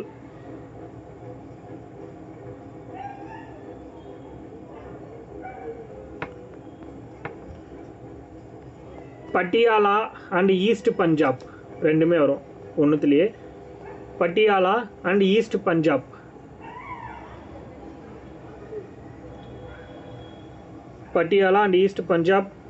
அடுத்து ராஜஸ்தான்,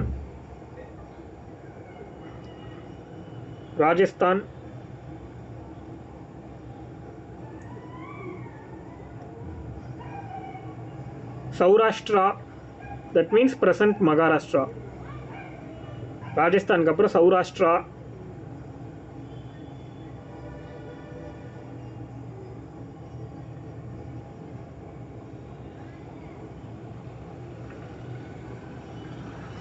ட்ரிவாங்கூர், கொச்சின்,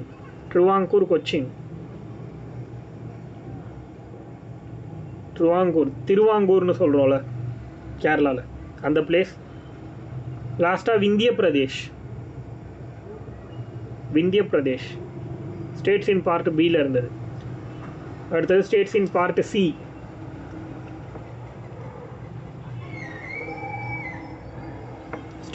பார்ட் சி. ஆஜ்மீர், கமெண்ட்ல இருக்கு பாருங்க, ஆஜ்மீர், AJMER, ஆஜ்மீர். போபால்,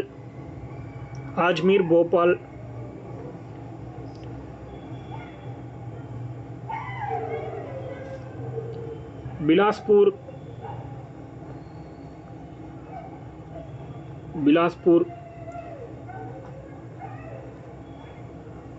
கூச் பேகர், கமெண்ட்ல போடுறோம் பாருங்க.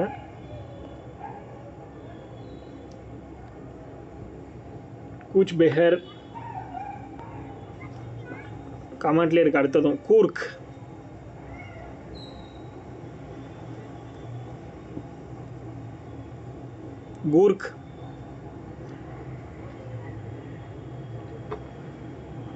அடுத்து டெல்லி, இமாச்சல் பிரதேஷ்,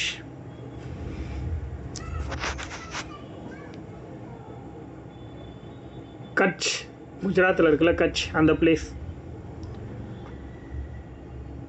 மணிப்பூர் அண்ட் திரிபுரா. இந்த பிளேஸ்லாம் பார்ட் சியில் இருக்கிறது. States in part C. Group 4லேயே இதுலேருந்து ஒரு கொஷின் கேட்டான்.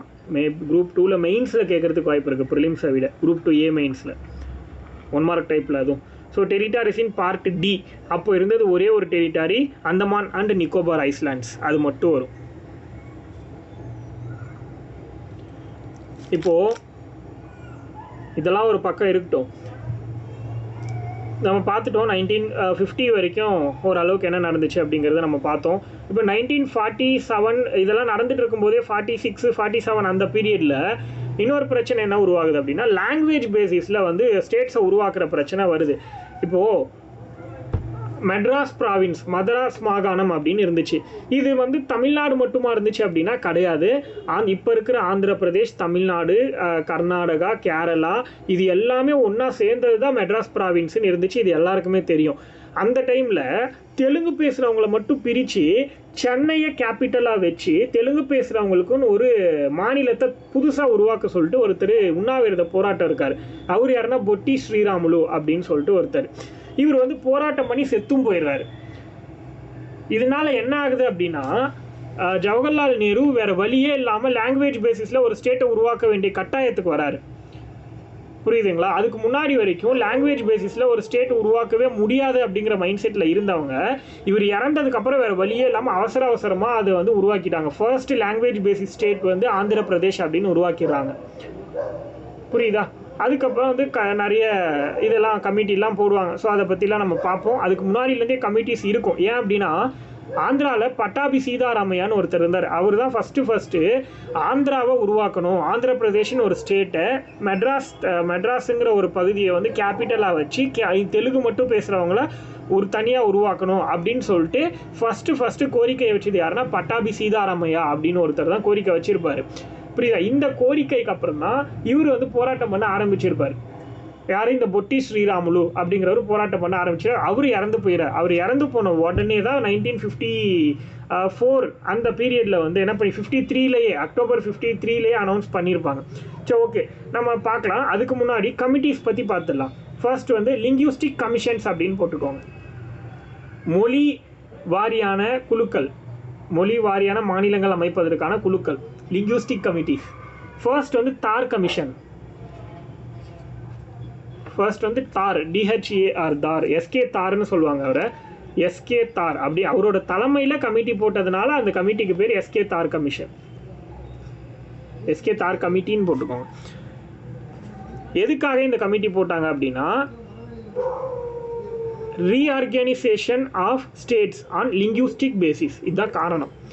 அதாவது மாநிலங்களை மொழி அடிப்படையில் பிரிக்கலாமா வேண்டாமா அப்படிங்கிறத ஆராய்ச்சி பண்ணுறதுக்காக போட்ட ஒரு கமிட்டி தான் இவங்க. இதை ரிப்போர்ட் சப்மிட் பண்ண சொல்லி இவங்களை எப்போ போடுறாங்கன்னா ஜூன் 1948 அப்பாயிண்ட் பண்ணுறாங்க இந்த கமிட்டி. நோட் பண்ணிக்கோங்க, எல்லாமே எஸ்கே தார் கமிட்டி ஜூன் மாதம் 1948 அப்பாயின்மெண்ட் பண்ணுறாங்க. எதுக்காக? மொழி அடிப்படையில் லாங்குவேஜ் பேசிஸில் ஸ்டேட்ஸை, நியூ ஸ்டேட்ஸை உருவாக்கலாமா வேணாமா, அப்படி உருவாக்கினா ஏதாவது பிரச்சனை வருமா வராதா, இல்லை இது உருவாக்குறது கரெக்டாக தப்பா, இந்த மாதிரி நிறைய வகையான கேள்விகளுக்கு இந்த கமிட்டி வந்து பதில் சொல்லணும் அப்படிங்கிறதுக்காக ஒரு கமிட்டியை வந்து அப்பாயிண்ட் பண்ணுறாங்க. அதே மாதிரி இந்த கமிட்டி தான் லாங்குவேஜ் பேசிஸில் ஸ்டேட்ஸை உருவாக்குறதுக்காக, அதாவது லிங்குவிஸ்டிக் கமிட்டியாக ஃபஸ்ட்டு போடப்பட்ட கமிட்டி எதுன்னு கேட்பாங்க. இந்தியாவில் லிங்குவிஸ்டிக் பேஸ்டில் வந்து ஒரு ஸ்டேட்ஸை உருவாக்குறதுக்காக போடப்பட்ட ஃபர்ஸ்ட் கமிட்டி எது அப்படின்னு கேட்டாங்கன்னா அது எஸ்கே தார் கமிட்டி. புரியுதா எல்லாருக்கும்? ஸோ இப்போ இந்த கமிட்டி போட்டாங்க. இந்த கமிட்டி என்ன பண்ணுது? எல்லாத்தையும் வந்து அனலைஸ் பண்ணுது. ஸ்டேட்டை வந்து லாங்குவேஜ் பேசிஸில் க்ரியேட் பண்ணால் என்னெல்லாம் நடக்கும் அப்படிங்கிறத வந்து அனலைஸ் பண்ணி ஒரு ரிப்போர்ட்டை சப்மிட் பண்ணுறாங்க. எப்போ அந்த ரிப்போர்ட் சப்மிட் பண்ணுறாங்கன்னா டிசம்பர் மாதம் 1948 சப்மிட் பண்ணுறாங்க.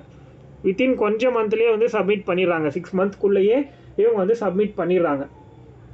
கிளியராக? டிசம்பர் 1948 இவங்க என்ன சொல்லிடுறாங்க அப்படின்னா, கண்டிப்பாக எக்காரணத்தை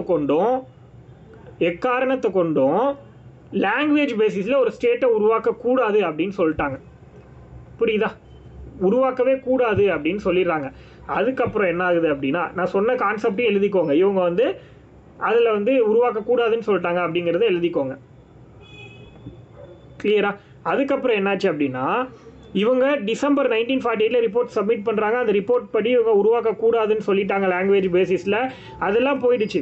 அடுத்தது உடனே புதுசாக ஒரு கமிட்டி அப்பாயிண்ட் பண்ணுறாங்க. இந்த கமிட்டி எப்போன்னா அதே டிசம்பர் 1948 இவங்க வேணான்னு சொன்ன அதே டிசம்பர் 1948லேயே ஜேவிபி கமிட்டின்னு ஒன்று போடுறாங்க.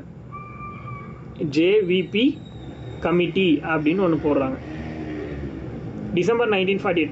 இதுக்கு முன்னாடி போட்ட கமிட்டியை வந்து கவர்மெண்ட் அப்பாயிண்ட் பண்ணுச்சு. ஆனால் ஜேவிபி கமிட்டி அப்பாயிண்ட் பண்ணது யாருன்னா காங்கிரஸ். புரியுதா? காங்கிரஸ் தான் இதை வந்து அப்பாயிண்ட் பண்ணுறாங்க. இந்த ஜேவிபி அப்படின்னா யாருன்னா, மொத்தம் 3 முக்கிய நபர்கள் இதில் இருப்பாங்க. ஒன்று ஜவஹர்லால் நேரு, ஜேனா ஜவஹர்லால் நேரு, வீனா வல்லபாய் பட்டேல், அடுத்து பீனா பட்டாபி சீதாராமையா. இவர் தான் அந்த போராடினவர். ஃபஸ்ட்டு லாங்குவேஜ் பேசிஸில் ஆந்திராவை தெலுங்கு பேசுகிறவங்கள மட்டும் தனியாக பிரித்து உருவாக்கணும்னு போராடினாருன்னு சொன்னோம் இல்லையா?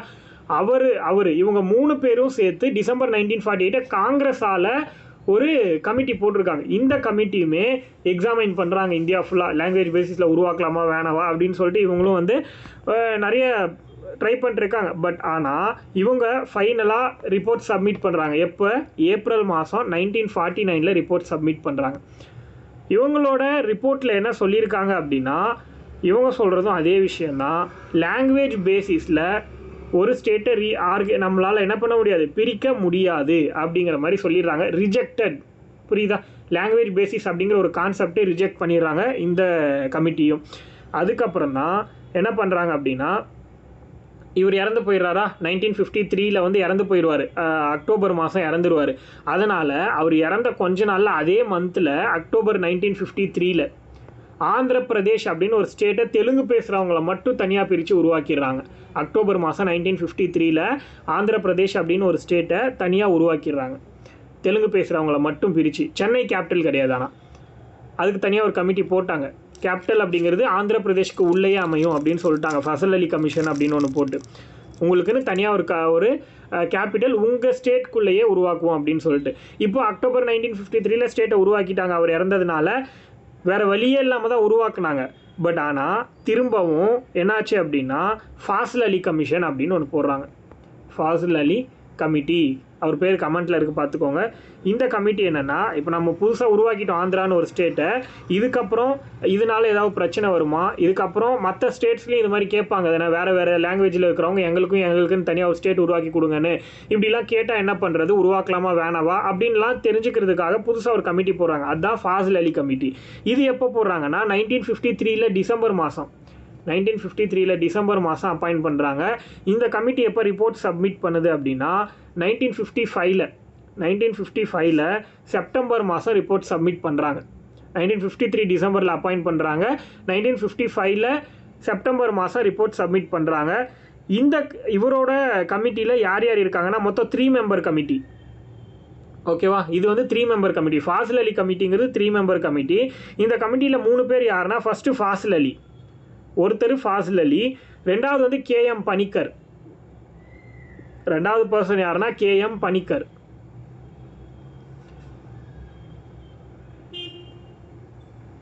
ரெண்டாவது பர்சன் KM பணிக்கர். அடுத்து மூணாவது பர்சன் யாருன்னா HN குன்ஸ்ரு, HN குன்ஸ்ரு. இவங்க 3 பேர் இருக்கக்கூடிய ஒரு 3 மெம்பர் கமிட்டி தான் என்னென்னா ஃபாசில் அலி கமிட்டி. இவங்க 2 பேரும் திரும்பவும் ரீஎக்ஸாமைன் பண்ணி என்னென்னமோ யோசித்து பார்த்து ஃபைனலாக இவங்க ஒரு ரிப்போர்ட்டை 1955 செப்டம்பர் மாதம் சப்மிட் பண்ணுறாங்க. ஃபைனலாக இவங்க என்ன பண்ணாங்க அப்படின்னா அக்செப்ட் பண்ணிக்கிட்டாங்க. மூணாவதாக போடப்பட்ட இந்த கமிட்டி தான் வந்து என்ன பண்ணாங்க, லாங்குவேஜ் பேசிஸில் ஒரு ஸ்டேட்டை உருவாக்கலாம் அப்படின்னு சொல்லிட்டு அக்செப்ட் பண்ணிக்கிறாங்க. பட் ஆனால் ஒரு விஷயத்தை இவங்க தெளிவுபடுத்தினாங்க. என்னென்னா, ஒன் ஸ்டேட் ஒன் லாங்குவேஜ் அப்படிங்கிற பாலிசியை வந்து கொண்டு வரக்கூடாது அப்படின்னு சொல்லிட்டு அதை மட்டும் தெளிவாக மென்ஷன் பண்ணிட்டாங்க. நீங்கள் கண்டிப்பாக உருவாக்கலாம், அது எந்த தப்பும் கிடையாது. ஸ்டேட் பேசிஸில் லாங்குவேஜை வச்சு அந்த பேசிஸில் ஒரு ஸ்டேட்டை உருவாக்கலாம். ஆனால் ஒரு ஸ்டேட்டுக்கு ஒரு லாங்குவேஜ் தான் அப்படிங்கிற பேசிஸ் இருக்கவே கூடாது அப்படின்னு ஒரு கண்டிஷனையும் போட்டார். புரியுதுங்களா? இப்போ என்னாச்சு அப்படின்னா, இவர் சொல்கிற விஷயம் வந்து ஓகே கரெக்டாக தான் இருக்குது அப்படிங்கிறது கவர்மெண்ட் வந்து ரியலைஸ் பண்ணிடுச்சு. பண்ணதுக்கப்புறம் தான் என்ன பண்ணிட்டாங்க அப்படின்னா ஸ்டேட் ரீஆர்கனைசேஷன் ஆக்ட் அப்படின்னு ஒன்று கொண்டு வராங்க. ஸ்டேட் ரீஆர்கனைசேஷன் ஆக்ட் 1956 இவங்களோட ரெக்கமெண்டேஷன் படி மாநில மறுசீரமைப்பு சட்டம் அப்படின்னு சொல்லுவாங்க. இதை மாநில மறுசீரமைப்பு சட்டம் 1956. இந்த சட்டத்தின்படி மொத்தமாக 14 மாநிலங்கள் உருவாக்குறாங்க. 14 ஸ்டேட்ஸ் அண்ட் 6 யூனியன் டெரிட்டரிஸ் அப்படிங்கிறது கிரியேட் ஆகுது. கிளியரா? கேட்பாங்க, ஸ்டேட் ரீஆர்கனைசேஷன் ஆக்ட் மூலமாக 1956 அந்த ஆக்ட் போட்டப்போ எத்தனை ஸ்டேட் எத்தனை யூனியன் டெரிட்டரி இந்தியாவில் இருந்துச்சுன்னு கேட்கலாம். அப்படி கேட்டால் 14 ஸ்டேட்ஸ் அண்ட் 6 யூனியன் டெரிட்டரிஸ் அந்த டைமில் இருந்துச்சு. ஓகேவா? அது என்னென்னங்கிறதுலாம் நமக்கு இப்போ தேவையில்லை. இதுக்கப்புறம் இருக்கிறது எப்போ உருவாச்சுங்கிறது தான் ரொம்ப முக்கியம் நமக்கு. 14 ஸ்டேட்ஸ் அண்ட் 6 யூனியன் டெரிட்டரிஸ் அப்படிங்கிறது இந்த ஸ்டார்டிங் பீரியடில் இருந்துச்சு. இது வரைக்கும் எல்லாருக்குமே கிளியராக ஏதாவது டவுட் இருக்கா? கிளியர்னா அப்படியே அடுத்தது கண்டினியூ பண்ணிக்கிறேன்.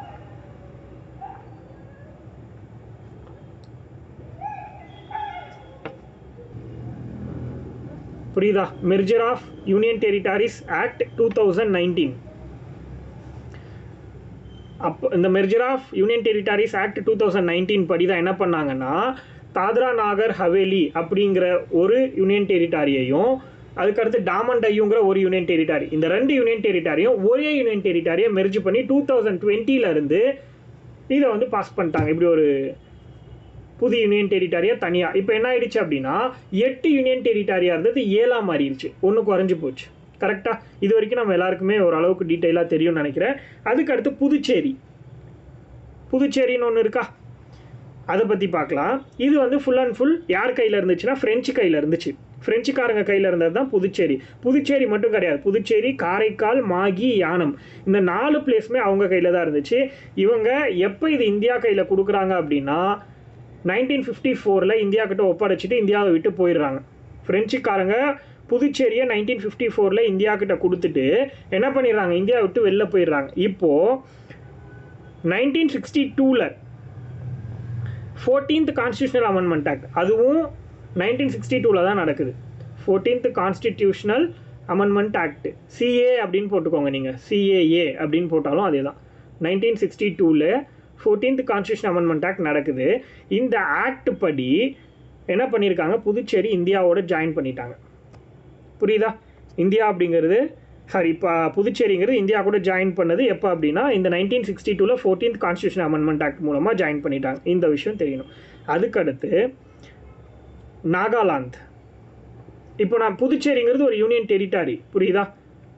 இப்போ திரும்பவும் 8 யூனியன் டெரிட்டரி ஆயிடுச்சு. கிளியரா?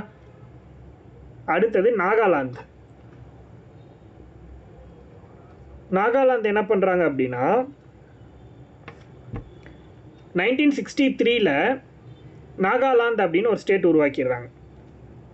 1963 நாகாலாந்து அப்படின்னு ஒரு ஸ்டேட் உருவாக்கிட்டாங்க. அதுதான் 16வது மாநிலம். அப்போ 16வது ஸ்டேட் எதுன்னு கேட்டாங்கன்னா நாகாலாந்து. அஸ்ஸாம்லேருந்து தனியாக பிரித்தாங்க. அஸ்ஸாம்லேருந்து நாகாலாந்தை தனியாக பிரித்து எடுத்தாங்க. புரியுதா? அஸ்ஸாம்லேருந்து தனியாக பிரித்து எடுத்தது தான் நாகாலாந்து. 16th ஸ்டேட்டுன்னு சொல்லலாம். இது 16வது மாநிலம்.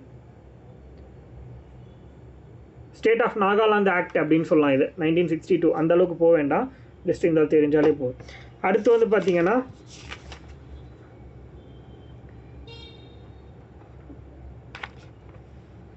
ஹரியானா, சண்டிகர், இமாச்சல் பிரதேஷ், இதை பற்றி பார்க்கலாம். 1966 1966 17வது ஸ்டேட் உருவாக்குறாங்க. 17வது ஸ்டேட்டாக ஒன்று உருவாக்குறாங்க.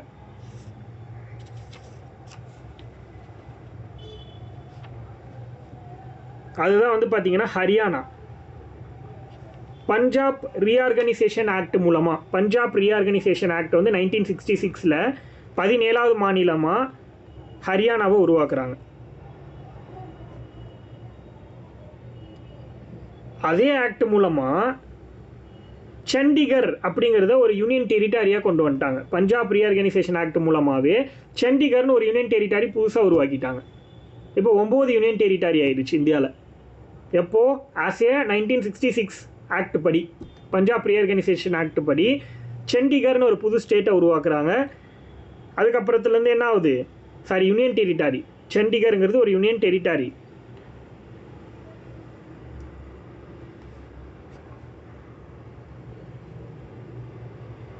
அதுக்கப்புறம் என்ன சொல்கிறாங்கன்னா, பஞ்சாப்புங்கிறது ஆல்ரெடி இருந்த ஸ்டேட்டு, அதுலேருந்து பிரித்து தான் சண்டிகர்னு ஒரு யூனியன் டெரிட்டரியையும் ஹரியானாங்கிற ஒரு ஸ்டேட்டையும் உருவாக்குறாங்க. 17வது ஸ்டேட்டாக ஹரியானாவை.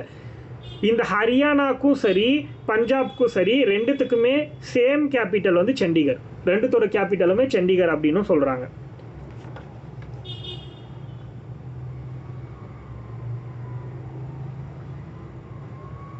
அதுக்கடுத்து 18th ஸ்டேட், 18வது மாநிலமாக ஒன்று உருவாக்குறாங்க. அதுதான் என்னென்னா Himachal Pradesh. 1970 state of Himachal Pradesh act அப்படின்னு ஒரு ஆக்ட் போடுறாங்க. ஸ்டேட் ஆஃப் இமாச்சல் பிரதேஷ் ஆக்ட்னு ஒன்று போட்டு 18வது மாநிலமாக இமாச்சல் பிரதேசை உருவாக்குறாங்க.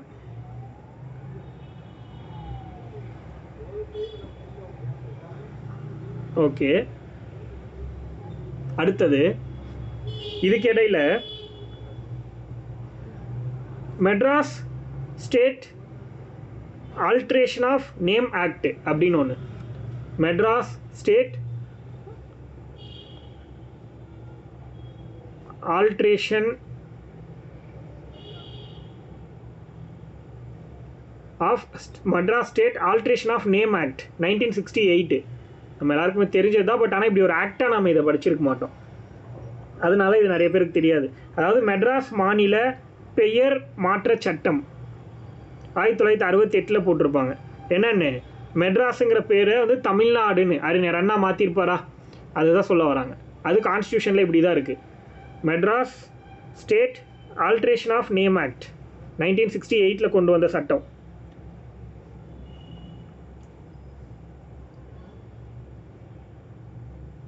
அதுக்கடுத்து ஆந்திர பிரதேஷ் அண்ட் மைசூர் ஆக்ட்.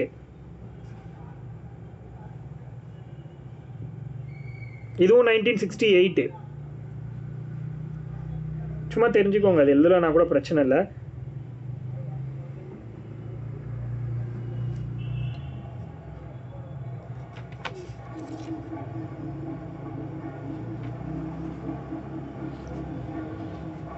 அடுத்தது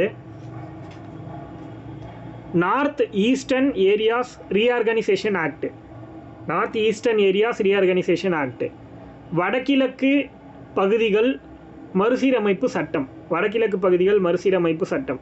north eastern areas reorganisation act 1971. 7 sisters இருக்கும் இல்லையா, அந்த 7 சிஸ்டர்ஸில் வந்து சிக்கிம் கிடையாது, அது இல்லாமல் மீதி இருக்கிற எல்லாமே வந்துடும். இந்த north eastern area reorganisation act 1971 படி 3 ஸ்டேட் புதுசாக உருவாக்குறாங்க.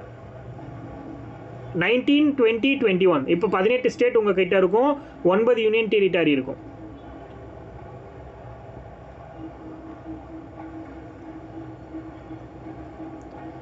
இப்போ 19th ஸ்டேட்டை எதை உருவாக்குறாங்க, north eastern area reorganisation act மூலமாக 3 ஸ்டேட் உருவாக்குறாங்க. 19, 20, 21.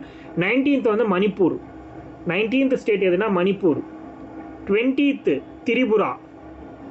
19th வந்து மணிப்பூர், 20th வந்து திரிபுரா, 21st மேகாலயா. 21st மேகாலயா.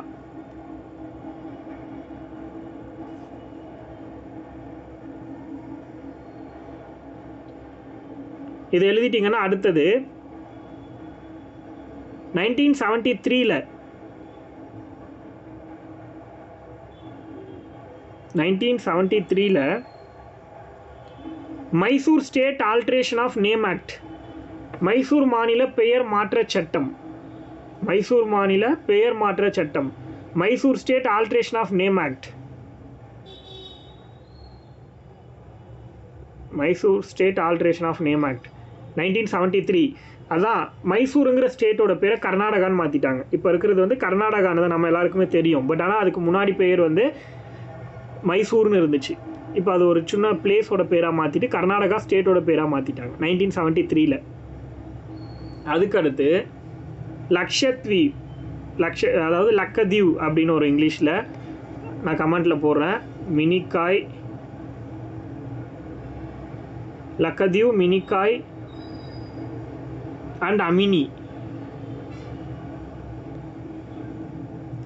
இந்த 3 ஐஸ்லாண்டு, சாரி அமின் திவி அப்படின்னு வரும், அமின் திவி. இந்த 3 ஐஸ்லாண்டையும் அல்ட்ரேஷன் ஆஃப் நேம் ஆக்ட் பண்ணியிருக்காங்க. Lakshadweep, Minicoy and Amindivi islands alteration of name act. Alteration of name act, பெயர் மாற்ற சட்டம், அதுவும் 1973.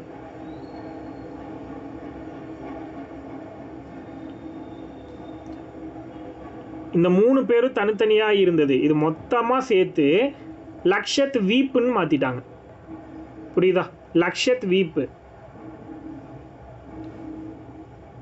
இந்த யூனியன் டெரிட்டரியோட பேர் லட்சத்தீவுகள் அப்படின்னு மாற்றிடுறாங்க.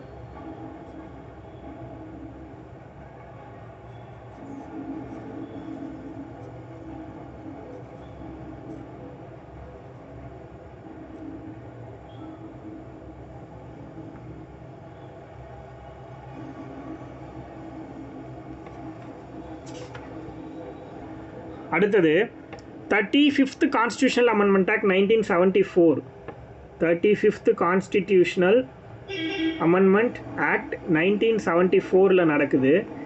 இந்த ஆக்ட் படி சிக்கிம் அப்படிங்கிற ஒரு ஸ்டேட்டாக உருவாக்காமல் அசோசியேட் ஸ்டேட்டாக உருவாக்குறாங்க. புரியுதா? ஒரு துணை மாநிலம் அப்படிங்கிற அந்தஸ்து கிடைக்குது. அசோசியேட் ஸ்டேட்டு, கம்ப்ளீட் ஸ்டேட்டுன்னு கிடைக்காம இந்த சட்ட திருத்தத்தின் மூலமாக அசோசியேட் துணை மாநிலம் அப்படிங்கிற ஒரு பொசிஷன் வந்து சிக்கிமுக்கு கொடுக்குறாங்க. சிக்கிம் ஆஸ் ஏ அசோசியேட் ஸ்டேட் எப்போ அப்படின்னா 35th கான்ஸ்டியூஷன் அமெண்ட்மெண்ட் ஆக்ட் 1974 இருந்து. பட் அடுத்த வருஷமே 36th கான்ஸ்டியூஷனல் அமெண்ட்மெண்ட் ஆக்ட் போட்டாங்க 1975. இதில் தான் கம்ப்ளீட் ஸ்டேட்டாக மாறிடுச்சு, full fledged state. Sikkim as a full fledged state அப்படின்னு 36th அமெண்ட்மெண்ட் மூலமாக உருவாக்குனாங்க. ஸோ ஃபஸ்ட்டு 35th அமெண்ட்மெண்ட் 1974 தான் அசோசியேட் ஸ்டேட்டாக உருவாக்குனாங்களா, துணை மாநிலமாக.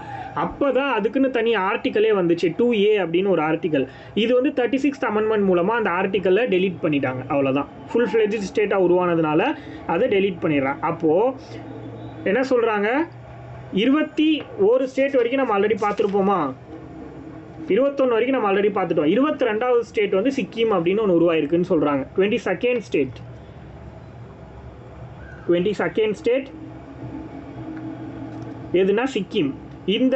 இதன் மூலமாக 22nd ஸ்டேட்டாக இது உருவாச்சு இல்லையா, இதுக்கு வந்து ஒரு ஸ்பெஷல் ஆர்டிக்கலையும் கொடுத்துருக்காங்க. எப்போ அப்படின்னா last amendment 36th constitution amendment 1975 பார்த்தோம்ல, இந்த சிக்கிமுக்கு வந்து ஸ்டேட் அப்படின்னு ஒரு பவர் கொடுத்த அமெண்ட்மெண்ட் ஆக்ட் தான் இந்த 36th அமெண்ட்மெண்ட் ஆக்ட். இந்த அமெண்ட்மெண்ட் ஆக்டில் இதுக்கு தனி ஆர்டிக்கலையே கொடுத்துருக்காங்க, ஒரு ஸ்பெஷல் ஆர்டிக்கல். என்னன்னா 371ல் எஃப், 371ல் எஃப்ங்கிற ஒரு ஆர்டிக்கல் இதுக்கு தனியாகவே கொடுத்துருக்காங்க.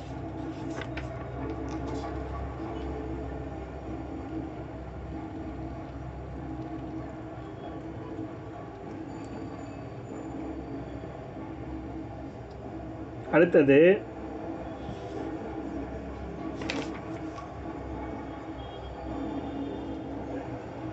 ஸ்டேட் ஆஃப் மிசோரம் ஆக்ட் அப்படின்னு ஒன்று போடுறாங்க. State of Mizoram act, state of Mizoram act 1986.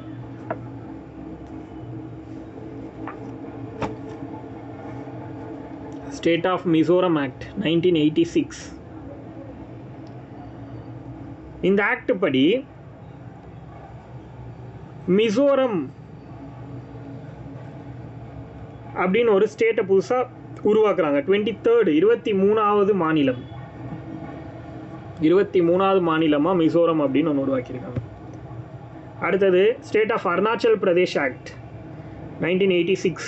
State of Arunachal Pradesh act 1986. அதுவும் இதன்படி அருணாச்சல் பிரதேஷை வந்து 24th ஸ்டேட்டாக உருவாக்கியிருக்காங்க. Arunachal Pradesh 24th state.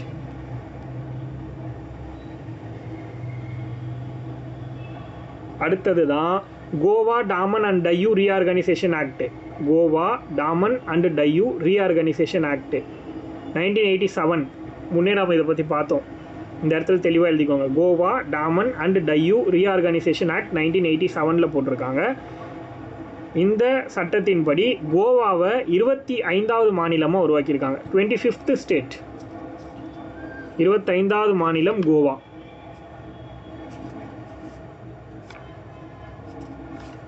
இருபத்தி 5வது மாநிலமாக கோவாவை உருவாக்கியிருக்காங்க.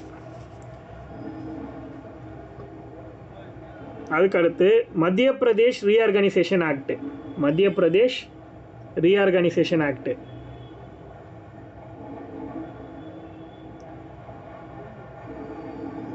மத்திய பிரதேஷ் ரீஆர்கனைசேஷன் ஆக்ட் அப்படிங்கிறது 2000 போட்டாங்க. 2000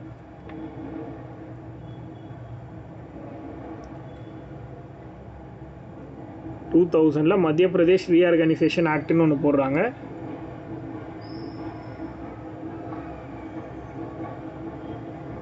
அந்த ஆக்ட் படி சத்தீஸ்கர்னு ஒரு ஸ்டேட் உருவாக்குறாங்க. 26வது மாநிலம், 26வது மாநிலமாக சத்தீஸ்கர்னு ஒன்று உருவாக்குறாங்க.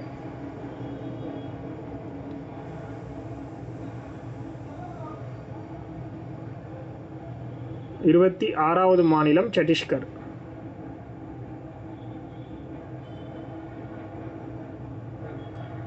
அடுத்து Uttar Pradesh reorganisation act. Uttar Pradesh reorganisation act 2000. அதுவும் உத்தரப்பிரதேஷ் ரீஆர்கனைசேஷன் ஆக்ட் படி 2000 உத்தராஞ்சல்னு ஒரு புது ஸ்டேட் உருவாக்குறாங்க. உத்தராஞ்சல் ஆக்சுவலி இப்போ வந்து அது உத்தரகாண்ட்னு இருக்கும். உத்தராஞ்சல் அப்படின்னு ஒரு new state. Uttar Pradesh reorganisation act 2000 படி உத்தராஞ்சல்னு ஒரு புது ஸ்டேட் உருவாக்குறாங்க. அது 27வது ஸ்டேட்.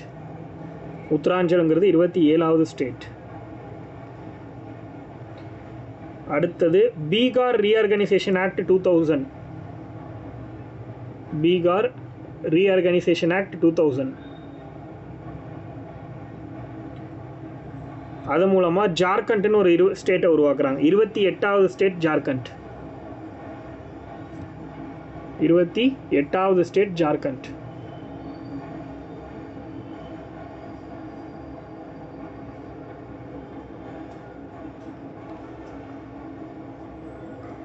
ஓகேவா?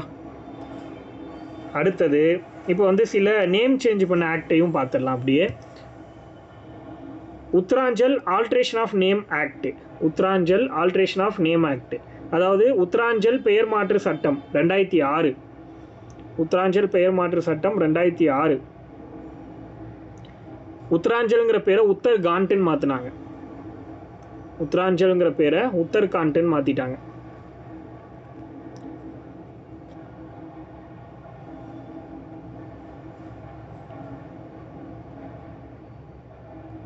அடுத்தது Pondicherry alteration of name act. Pondicherry பெயர் மாற்று சட்டம். பாண்டிச்சேரி பெயர் மாற்று சட்டம்.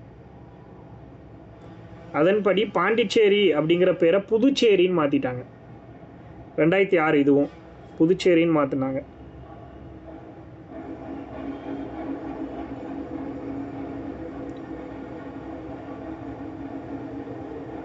அடுத்தது Orissa alteration of name act. Orissa alteration of name act 2011. Orissa alteration of name act. Orissa அப்படின்னு இருந்ததை ஒடிசான்னு மாற்றிட்டாங்க. ஆர் அப்படின்னு இருந்ததை டீன்னு மாற்றிருக்காங்க. அவ்வளோதான். ஒடிஷா. ஒரிசா அப்படிங்கிறத ஒடிஷா அப்படின்னு மாற்றிருக்காங்க 2011. ஒரிஷாவோட பேர் மாற்றினது 2011ங்கிறது தெரியணும்.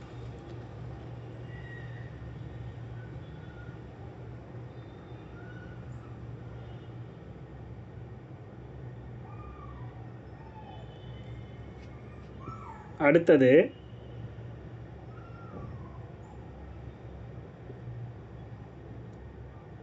Andhra Pradesh reorganisation act.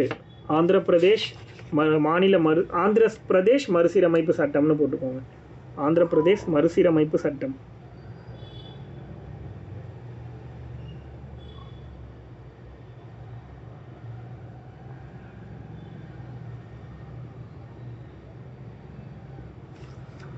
ஆந்திர பிரதேஷ் மறுசீரமைப்பு சட்டம் 2014. ஆந்திர பிரதேஷ் மறுசீரமைப்பு சட்டம் 2014. அதன்படி என்ன பண்ணாங்க அப்படின்னா, தெலுங்கானான்னு ஒரு 29வது ஸ்டேட் ஒன்று உருவாக்கிட்டாங்க. புது ஸ்டேட்டாக 2014 ஆந்திர பிரதேஷ் ரீஆர்கனைசேஷன் ஆக்ட் மூலமாக தெலுங்கானான்னு 29வது ஒரு ஸ்டேட்டை உருவாக்குறாங்க. 29th state Telangana. இப்போ உங்களுக்கு ஒரு டவுட் வரலாம், அப்போ இப்போ வந்து மொத்தமாக 29 ஸ்டேட் இருக்குதுன்னு அப்படின்னு. பட் அப்படி கிடையாது. ஏன்னா இது வரைக்கும் ஜம்மு அண்ட் காஷ்மீரை பற்றி நம்ம இன்னும் பார்க்கவே இல்லை இல்லையா. ஆக்சுவலி ஸ்டார்டிங்கில் வந்து அந்த 14 ஸ்டேட் இருக்குன்னு நம்ம சொன்னோமா. அந்த 14 ஸ்டேட்டில் ஒன்று தான் ஜம்மு அண்ட் காஷ்மீர். அதை யூனியன் டெரிட்டரியாக மாற்றிட்டாங்க. அதனால் 28 ஸ்டேட்டாக மாறிடுச்சு. புரியுதா? இதுக்கப்புறம் தான் அது வரும். ஓகேவா? அடுத்து Jammu and Kashmir reorganisation act. ஓகேவா? Jammu and Kashmir reorganisation act. இந்த ஆக்ட் படி Jammu and Kashmir reorganisation act 2019 2019 போட்டிருக்காங்க.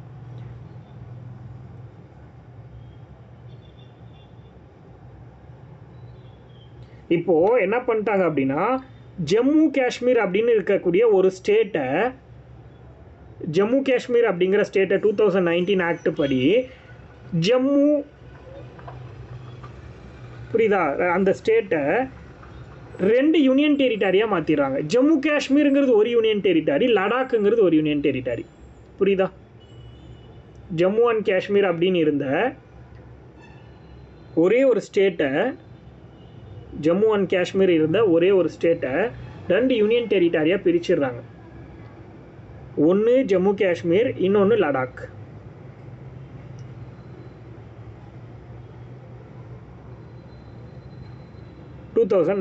புரியுதா? இப்போ ஸ்டேட்டாக இருந்தது என்னவாயிடுச்சு, யூனியன் பிரதேசமாக மாறிடுச்சு. அதுவும் 2 யூனியன் பிரதேசமாக மாறிடுச்சு. அதனால இங்கே ஒரு ஸ்டேட் குறைஞ்சிச்சு, யூனியன் பிரதேசத்துடைய வேல்யூ வந்து இன்க்ரீஸ் ஆகிடுச்சு. அவ்வளோதான். இப்போ 28 ஸ்டேட் இருக்குது. அடுத்தது தான் ஆல்ரெடி நான் சொன்னது, Dadra and Nagar Haveli and Daman Diu merger of union territories act 2019. இது ஆல்ரெடி எழுதியிருப்பீங்க, மெர்ஜர் ஆக்ட் 2019 போட்டு. இப்போ என்ன பண்ணிட்டாங்க, 2 யூனியன் டெரிட்டரியாக இருந்தது ஒரு யூனியன் டெரிட்டரியாக 2019 மாற்றிடுறாங்க. இவ்வளோ தான் நமக்கு வந்து ஸ்டேட்ஸை பற்றின கான்செப்ட். இதை தாண்டி வேறு எதுவும் கிடையாது. இதில் ஏதாவது டவுட் இருக்கா? இங்கே இருக்கிறவங்களுக்கு ஏதாவது டவுட் இருக்கா? சந்தியா, இந்துஜா, இப்போ பார்த்த வரைக்கும் ஏதாவது டவுட் இருக்கா ஸ்டேட்ஸ் அண்ட் யூனியன் டெரிட்டரியில்? கிளியராக இருக்கா சந்தியா? இதுக்கு முன்னாடி உங்களுக்கு நீங்கள் படித்ததுக்கு இப்போ உங்களுக்கு ஒரு அளவுக்கு அண்டர்ஸ்டாண்டிங் கிடச்சிருக்கா ஸ்டேட்ஸ் அண்ட் யூனியன் டெரிட்டரிங்கிற சாப்டரில்? டாப் டு பாட்டம் நம்ம கம்ப்ளீட் பண்ணியிருக்கோம். எப்படி ஒவ்வொரு ஸ்டேட்டும் உருவாச்சு அப்படிங்கிற கான்செப்ட்லாம் உங்களுக்கு கிளியராக இருக்கா? சூப்பர் சந்தியா. அப்போது ஓகே, நம்ம இன்றைக்கி கிளாஸை கம்ப்ளீட் பண்ணிக்கலாம். தேங்க்யூ.